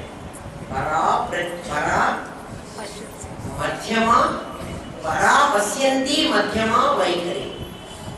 3 రూపాల్లో ఆవిడ కనిపించకుండా ఒక రూపంలో కనిపిస్తుంది. మనకు ఒక రూపంలో ఎక్కడ కనిపిస్తుందో చెప్పనా? జాగ్రత్త అవస్థలో కనిపిస్తుంది. జాగ్రత్త అవస్థలో ఆవిడ ఫుల్ ఫ్లెడ్జ్ మొత్తం కనపడుతుంది. అంటే మనకు అన్నీ తెలుసు, అన్ని అవయవాలు మనకు మన శరీరంలో ఉండే అన్ని పార్ట్స్ మనకు తెలుసు. ఎట్లా తెలుసు? కడుపులో నొప్పి అయితే ఎక్కడ నొప్పో నేను గ్రహించగలను. నేనే కదా చెప్తున్నాను. డాక్టర్ గారి దగ్గరికి వెళ్ళాను అనుకో, డాక్టర్ గారు ఏమో వచ్చావు అని అడిగితే నాకు కడుపు నొప్పండి, నాకు కాలు నొప్పండి, నాకు తల నొప్పండి. ఎవరు చెప్తున్నారు నేను ఈ మాట? నీ శరీరంలో ప్రతి భాగాన్ని నువ్వు చూడగలవు, నువ్వు అనుభూతి చెందగలవు, నువ్వు చెప్పగలవు. దానికి బాధ వచ్చిందని నువ్వు చెప్పగలవు. ఇప్పుడు నీకు జాగ్రత్త అవస్థలు అన్నీ తెలుసు. స్వప్నంలో ఈ జగత్తు తెలియదు కానీ స్వప్న జగత్తు తెలుసు. స్వప్నంలో ఒకవేళ నేను కనుక ఉంటే అక్కడ నా కనుక పాము గరిస్తే పాము గరిచిందన్న జ్ఞానం నాకు ఉంటుంది. నాకేమిటి పాము గరవడం ఏమిటి, నేను మేడలో పడుతున్నా కదా, ఇక్కడ పాము ఎట్లా వస్తుంది అన్న తెలివి తెలియదు. అంటే నాకు పూర్తి జ్ఞానం ఉందా? కొంత జ్ఞానం నశించింది. అసలు లేదా? కొంత జ్ఞానం ఉంది. కళలో కూడా దొంగవాడు వచ్చింది నేను అనుకుంటున్నా. కళలో దొంగవాడు నిజంగా దొంగవాడు వస్తే కనుక్కోలేదు. కళలో దొంగవాడిని కనుక్కోగలరు. కళలో పాము కలిసింది కనుక్కోవాలి. అంటే నాకు కొంత జ్ఞానం ఉంది. స్వప్నంలో సుషుప్తిలో శరీరం అంతా పడిపోయింది, అయినా నాకు జ్ఞానం ఉంది. ఆ జ్ఞానం ఏం చేస్తుందంటే హాయిని అనుభవిస్తుంది. పరా పశ్యంతి మధ్యమ వైఖరి. మధ్యమగా నా స్వప్న స్థితిలో ఉంది, పశ్యంతిగా నాకు కనపడుతున్నటువంటి జాగ్రత్త అవస్థలో ఉంది. పరాగ వైఖరిగా ఉంది జాగ్రత్త అవస్థలో. వైఖరి కనపడుతోంది కదా. పరా పశ్యంతిగా నాకు సుషుప్తి అవస్థలో ఉంది. అంటే నేను దాన్ని చూడగలుగుతున్నాను. అసలు పూర్ణంగా ఉన్నటువంటిది నా తుల్యమైన స్థితి. అట్లా ఈ శక్తి, ఈ చిత్ అనేటువంటి తత్పద లక్ష్యార్థమైన చిత్తు, పరాప్రత్యక్ష అయినటువంటి చిత్తు, అదే దానికే ఎగ్జిక్యూటివ్ ఇవన్నీ విశేషణాలు. అదే పరాకు, అదే ప్రత్యక్షం, అదే చిత్తు, అదే తత్తు, అదే తోము. ఆ అయినటువంటి ఆ శక్తి పూర్తిగా బహిర్గతమయ్యేది ఒక స్థితిలో, ఒక స్టేజ్లో. సగం మాత్రం కనపడేది మరొక స్టేజ్లో. అది కనపడకుండా జగత్తును అనాత్మను వేరుగా చూడగలిగింది ఇంకొక స్థితిలో. తను పూర్ణంగా ఉన్నది, ఈ దేహంతో సంబంధం లేకుండా ఉన్నది మరొక. అంటే 4 ఉన్నాయి. ఆ పర, పశ్యంతి, మధ్యమ, వైఖరి. అవే నీకు వాగ్రూపంగా బయటకు వచ్చినప్పుడు నీకు అర్థమవుతుంది. మన మనస్సులో ఒక ఆలోచన వచ్చింది, ఆ ఆలోచన అక్కడ ఉన్నట్టుగా కూడా మనకు తెలియదు. అది పరాలో ఉంటుంది. అది పశ్యంతిలోకి వచ్చేటప్పటికి మన జ్ఞానం కలిగింది, నేను ఇలా మాట్లాడాలి అనేటువంటిది. అది మధ్యమలోకి వచ్చేటప్పటికి దానికి భాష కూడా తోడైంది. వైఖరి రూపంగా వచ్చేటికి మాట వచ్చింది. ఎవడన్నా అంటాడు, నేను అన్ఎక్స్పెక్టెడ్గా పొరపాటుగా అనేసాను మాట. పొరపాటుగా ఎప్పుడూ ఏ మాట అనడు. దానికి ముందే పరాపశ్యంతిలో అది తయారైపోయింది. నాకు ఎవరి మీద ద్వేషం ఉంటుందో, ఎవరి మీద ప్రేమ ఉంటుందో, ఆ మాటలో ఫోర్స్ను బట్టి ఆ వాక్కు తెలుస్తోంది. పరావాక్కు, పశ్యంతి వాక్కు, మధ్యమ వాక్కు, వైఖరి వాక్కు. వైఖరి వాక్కు వచ్చేటప్పటికి చాలా సాత్వికంగా వచ్చిందనుకో, అంటే సత్వగుణంతో వచ్చింది. రజస్సుతో వచ్చిందనుకో, ఏదో ఫోర్స్ఫుల్గా నీ మీద ఇంప్లిమెంట్ చేయాలి అన్న ఉద్దేశంలో వస్తావు. ప్రతి మాటని నువ్వు గనక గమనించినట్లయితే ఆ అమ్మవారు ఈ వాగ్రూపంగా మారడానికి ఎన్ని రకాలైనటువంటి వ్యవహారాలు వేసుకుని, చూడండి, నేను పీల్చిన గాలే కదా ఇప్పుడు నా మాటలుగా బయటకు వస్తోంది. గాలి బయటికి రావడం అట్లా రావాలి. అట్లా కాకుండా నా దౌడలు, నా దంత్యాలు, నా తాళవ్యాలు, నా నాలుక, రకరకాలుగా ఆ గాలిని మనం సంగీతం వీణ వాయించేవాడు ఎలాగైతే ఒక్కొక్క మెట్టు దగ్గర ఆ సౌండ్ గాలి అది, దాన్ని ఆ శబ్దంలాగా ఎట్లా బయటికి పంపిస్తాడో నా ముఖ యంత్రం అట్లా బయటికి పంపిస్తుంది ఆ గాలి. అవే మాటలు. మరి మాటలు అంటే ఏమిటి? గాలి కదా, నేను పీల్చిన గాలి బయటకు వదులుతున్నా. ఆ వదులుతున్నది మీకు అర్థమయ్యేటట్టుగా వస్తుంది. ఇది పరావాక్కుగా తయారై పశ్యంతే మధ్యమై వైఖరిగా బయటకు వచ్చినప్పుడు మీకు అర్థమవుతుంది. ఆ గాలి, ఆ పెద్ద తరంగాలు మీ చెవుల దాకా వచ్చి మీ చెవుల దగ్గరికి వెళ్ళి మీ లోపల మళ్ళీ చెవిలో ఒక పెద్ద మిషన్ ఉండి ఆ మిషన్ మళ్ళీ ఆ శబ్ద తరంగాలని మళ్ళీ ఆ ధ్వని తరంగాలని శబ్దాలుగా మార్చి నేనేం మాట్లాడుతున్నానో అది మీ బ్రెయిన్కి అందిస్తుంది. ఇక్కడ ఇంత ప్రక్రియ జరిగితే నా మాటలు మీకు అర్థమవుతుంది.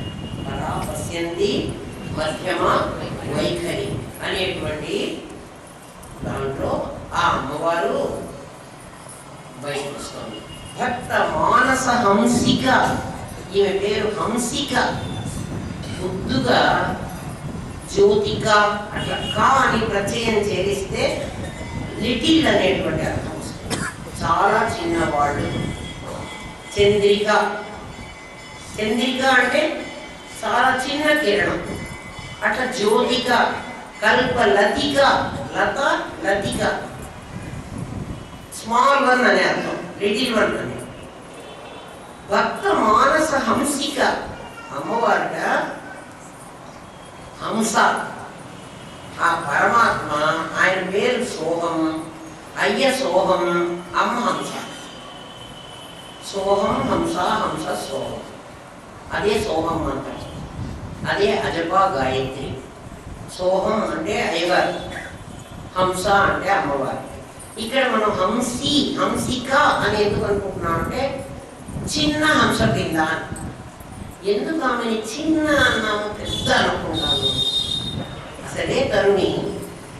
దానికి లేకగా ఎప్పుడైతే హంసిక అన్నామో త్వం పద లక్ష. తత్పద లక్ష్యార్థమైతే హంస అయిపోయింది. హంస అంటే హంస అని ఎందుకన్నారంటే, హంస ఎందుకు అనాలి, నెమలి ఎందుకు అనకూడదండి అంటే, హంస ఎందుకంటారంటే, హంస పాలు నీళ్లు కలిసి ఉంటే పాలు మాత్రం తాగి నీళ్ళ వదిలేదు. అట్లా ఆత్మ అనాత్మ ఇక్కడే కలిసి ఉన్నాయి. ఆత్మను మాత్రం గ్రహించి ఆత్మ వదిలి నువ్వు హంస వైపో. ఆ హంస అయ్యేటువంటి శక్తి నాలోపడే ఉంది.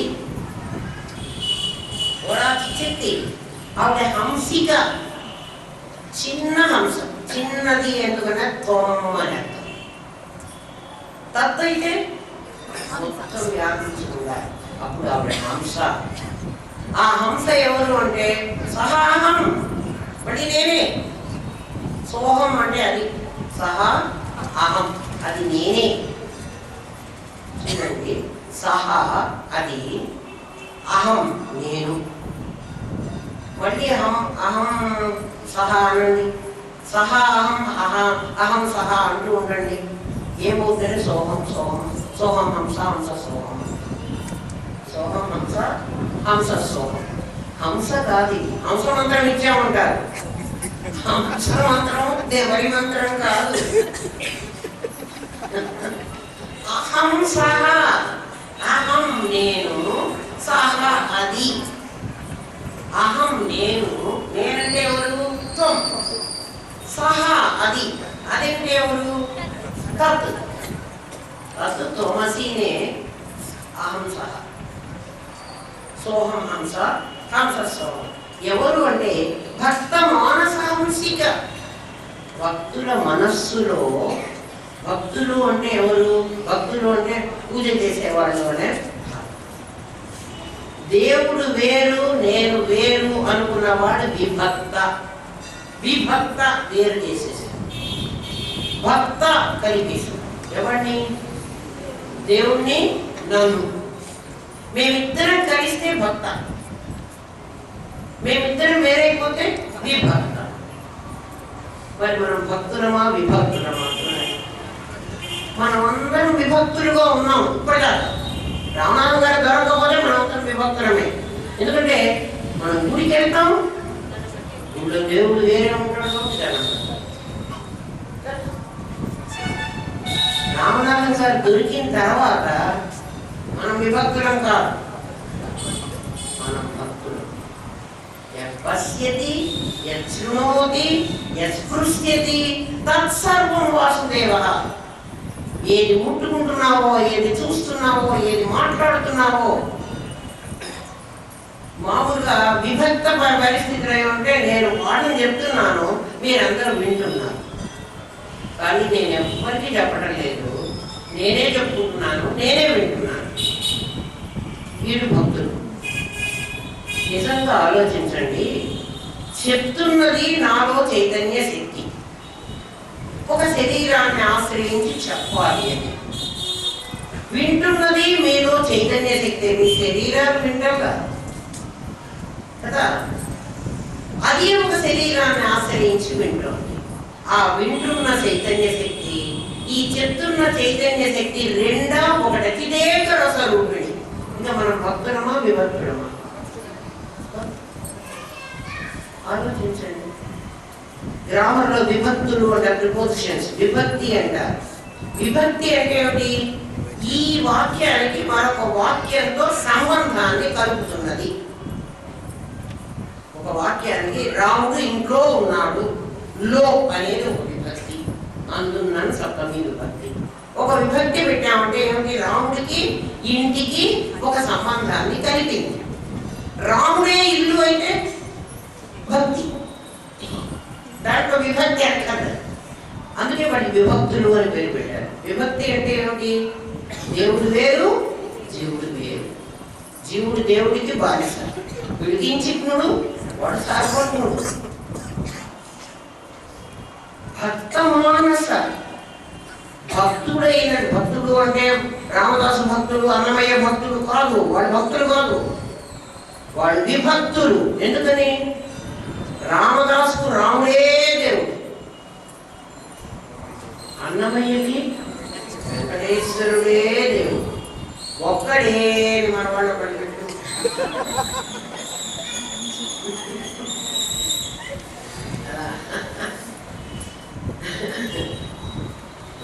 వెంకటాద్రి సమం స్థానం బ్రహ్మాండే నాస్తి కించన, వెంకటేశ సమోదేవం నా భూతో నా భవిష్యత్తు. ఆ మాటలోనే చెబుతున్నాడు, వెంకటేశ్వరుడు వంటి దేవుడట నా భూతకాలంలో లేడు, నా భవిష్యత్తులో కూడా ఉంటాడు. అంటే భూతంలో లేకుండా భవిష్యత్తులో లేకుండా ఇప్పుడు మాత్రం ఉండేవాడు శాశ్వతుడా? వాడు నామరూపాలా శాశ్వతమైన పరమాత్మతత్వమా? వాళ్ళే చెబుతున్నారు, మేము నామరూపాలు, మేము ముందు తర్వాత ఉంటాము, మధ్యకాలంలో ఉంటాము, మధ్యకాలంలో పూజలు అందుకుంటూ ఉంటాము. అవ్యక్తాదీని వ్యక్త మధ్యాన్ని అవ్యక్త నిధనాన్యేచ తత్రకా పరిదేవన. ఎందుకురా అర్జున ఏడుస్తావు? వీళ్ళెవరు ముందు లేరు, ఇప్పుడు ఉన్నాడు, రేపు కనపడదు. మనందరం అలాంటి వాళ్ళని. అందుకని అమ్మవారు మనకేం చెప్పిందంటే భక్త మానసహంసిక, భక్తుల మనస్సు అనేటువంటి, భక్తులు అంటే ఎవరు? పరమాత్మ వేరు నేను వేరు అని లేకుండా నేనే అహం బ్రహ్మాస్మి అన్నవాడే భక్తుడు. ఎవరికి భక్తుడు? ఎవరిని విడగొట్టని వాడు, విభక్తం చెయ్యని వాడు. అంతేకాని భక్తుడు అంటే వాడి సరెండర్ అయిన వాడు అని కాదు.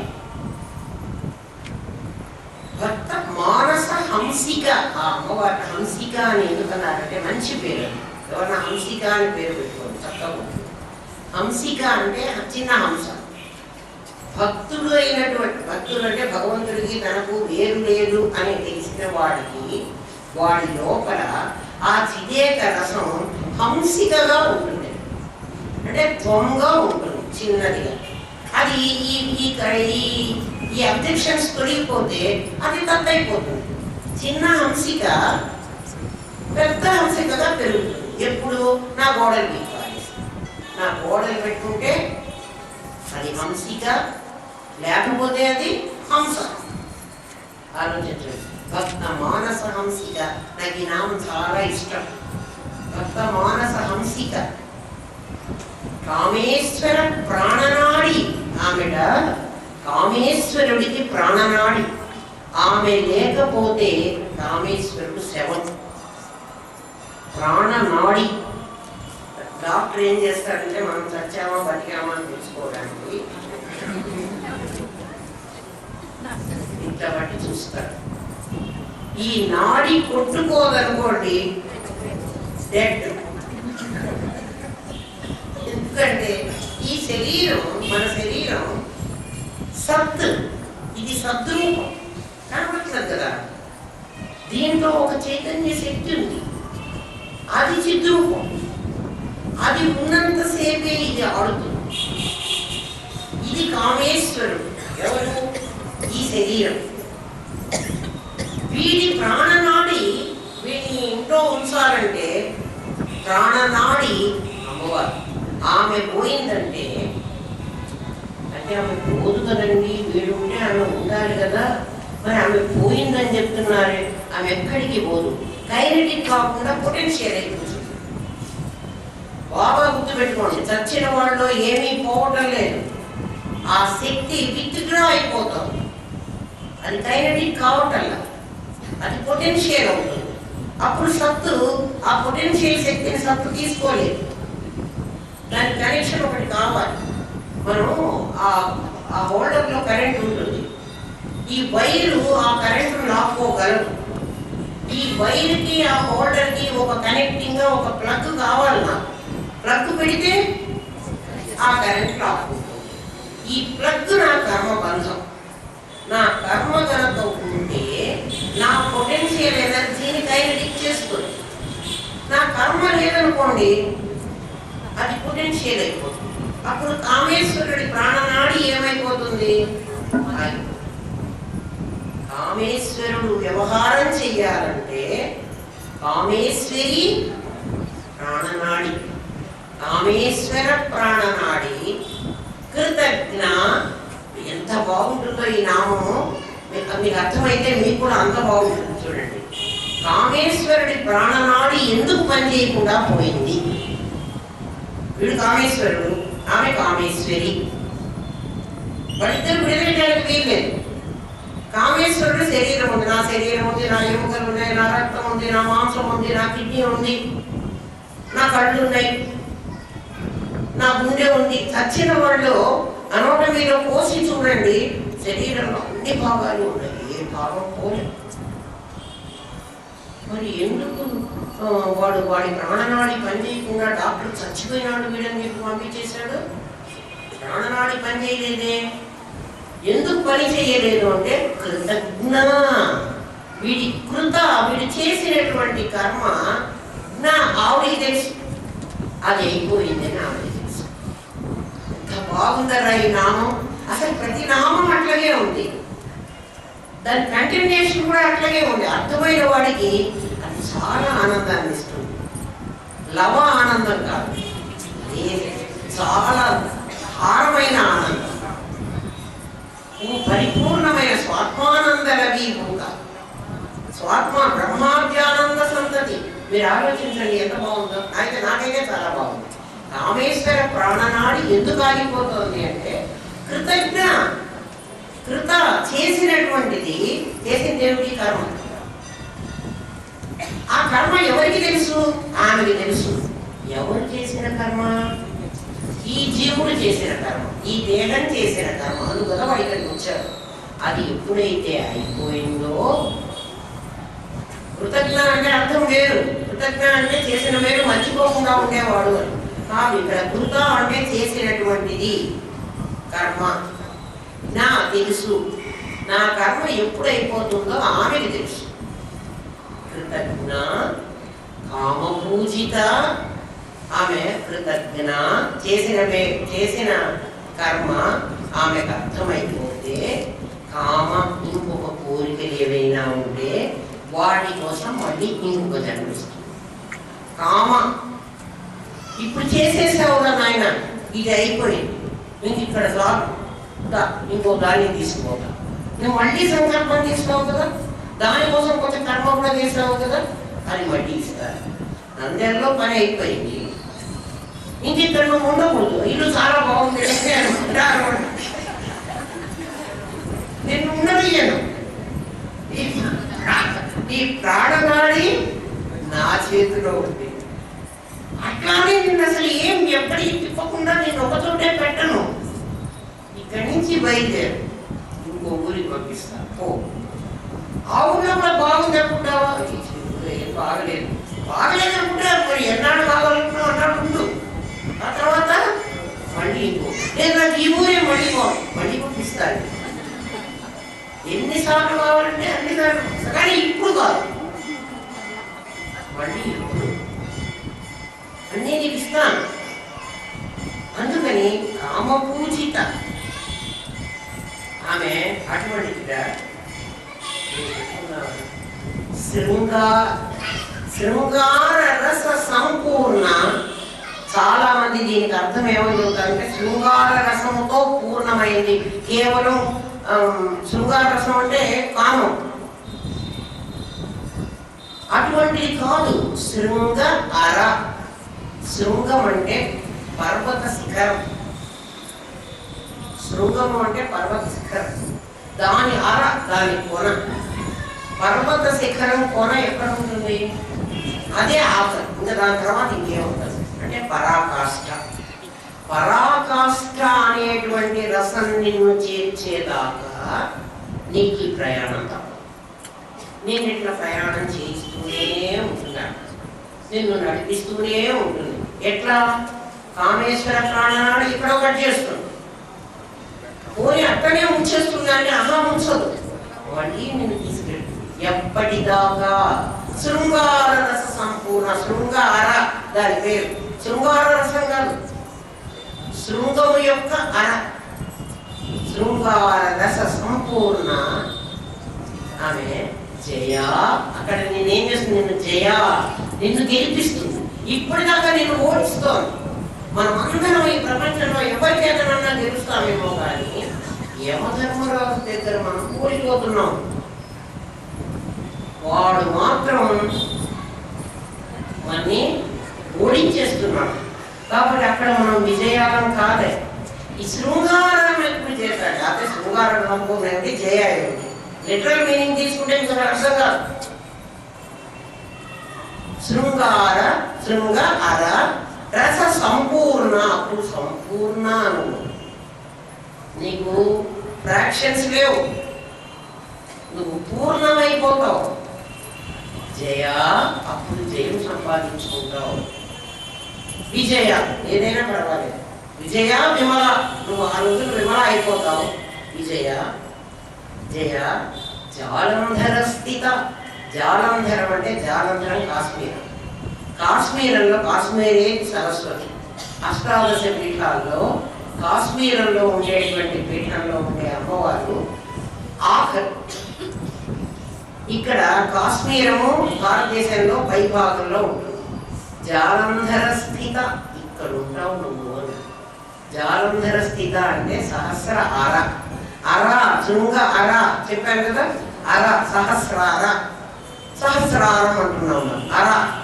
అందుకే కొంచెం బైలాలజీ కూడా వచ్చి ఉండాలి. మా భాషా శాస్త్రం రాకపోతే ఈ పదాలకు అర్థం తెలుస్తావు. ఒట్టిగా మీరు లలితా సహస్రనామం అని ఇంకొక పుస్తకాలు రాసి పెట్టారు చూడండి, కావాలని చదువుకోండి. వాటిలో ఈ అర్థాలు ఉండవు.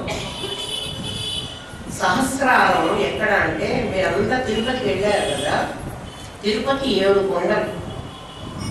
7 కొండల తర్వాత 7వ కొండ మీద వెంకటేశ్వర స్వామి ఉంటాడు. ఆయన వెంకటేశ్వర స్వామి కాదు, బాలా త్రిపుర సుందరి.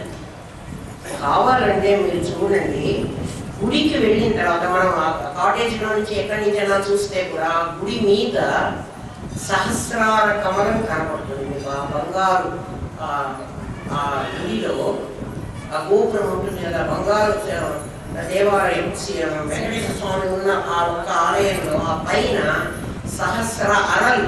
అర మీన్స్ పెటల్స్.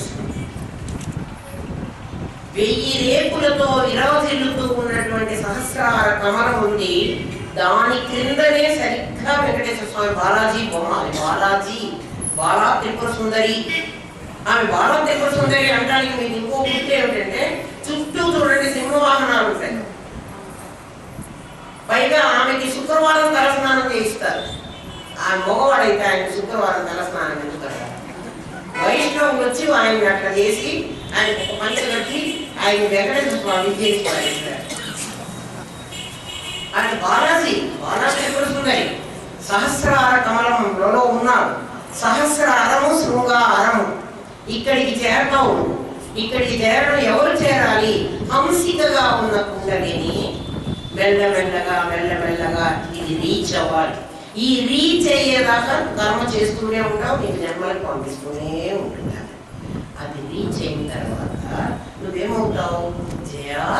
జాలంధర స్థిత. జాలంధర స్థిత కాశ్మీరంలో ఉన్న సరస్వతి లాగా అయిపోతుంది. సరస్వతి అంటే జ్ఞానస్వరూపం. జ్ఞానస్వరూపానికి గుర్తుగా స్వచ్ఛంగా తెల్లటి చీర కడతారు అమ్మవారికి. ఏ విధమైన చిన్న మురికి మాలిన్యం మచ్చ చుక్క ఏముండదు. సరస్వతి దేవిగా ఉంటుంది, తెల్లటి చీర కట్టాలి. లక్ష్మీదేవికి ఎర్రటి చీర కట్టాలి. రజస్సు. కాళీకి ఇంకా నీలం చీర, నల్ల చీర, రంగుల రంగు కాళీ కడతారు. సత్వరజస్తమో ఉన్నారు. 3-4 అవతల ఉన్నటువంటిది నీ హంసిక, భక్త మానస హంసిక సహస్ర శృంగార రస సంపూర్ణ. శృంగం ఇది. ఇది కొండ. ఈ కొండ యొక్క అర చివరి భాగం ఇది. కొండ శిఖరం. ఈ శిఖరాన్ని చేరుతుంది అంటే సహస్రారానికి చేరుతాం. చేరితే నువ్వు జయ, చేరకపోతే పరాజయ. ఎవరి చేతిలో? నీ ఏమేముండాలి? మృత్యోర్మా అమృతముగమయ. మృత్యువు నుంచి నేను అమృతత్వాన్ని పొందాలి కదా. అమృతత్వాన్ని పొందితే నేను జయ. అంతేగాని జయ పేరు పెట్టుకుంటే నేను జయగాను. పూజ పేరు పెట్టారు. అయితే అమ్మ నాన్నలు ఎందుకు పెట్టారంటే నేను జయ కావాలి అన్న ఉద్దేశంలో వాళ్ళు పెట్టారు. నేను అమృతని కావాలి అన్న ఉద్దేశంలో వాళ్ళు అమృతాన్ని పెట్టారు. సంగీత కావాలని పెట్టారు. పావుగంట ఎక్కువ అయిందట. రేపు చెప్తాను. ఓం తత్సత్. పరిపాలయంతాం న్యాయేన మార్గేణ మహిమహేష బ్రాహ్మణేభ్యः శుభమస్తు నిత్యం లోకాః సమస్తాః సుఖినో భవంతు. ఓం పూర్ణమదః పూర్ణమిదం పూర్ణాత్ పూర్ణముదచ్యతే పూర్ణస్య పూర్ణమాదాయ పూర్ణమేవావశిష్యతే. ఓం శాంతి శాంతి శాంతి. ఓం నమో బ్రహ్మాదిభ్యో బ్రహ్మ విద్యా సాంప్రదాయ కర్తృభ్యో వంశఋషిభ్యో గురుభ్యో నమో మహద్భ్యః. సర్వోపద్రవరహిత ప్రజ్ఞానగణః ప్రత్యగర్తో బ్రహ్మైవాహమస్మి బ్రహ్మైవాహమస్మి బ్రహ్మైవాహమస్మి.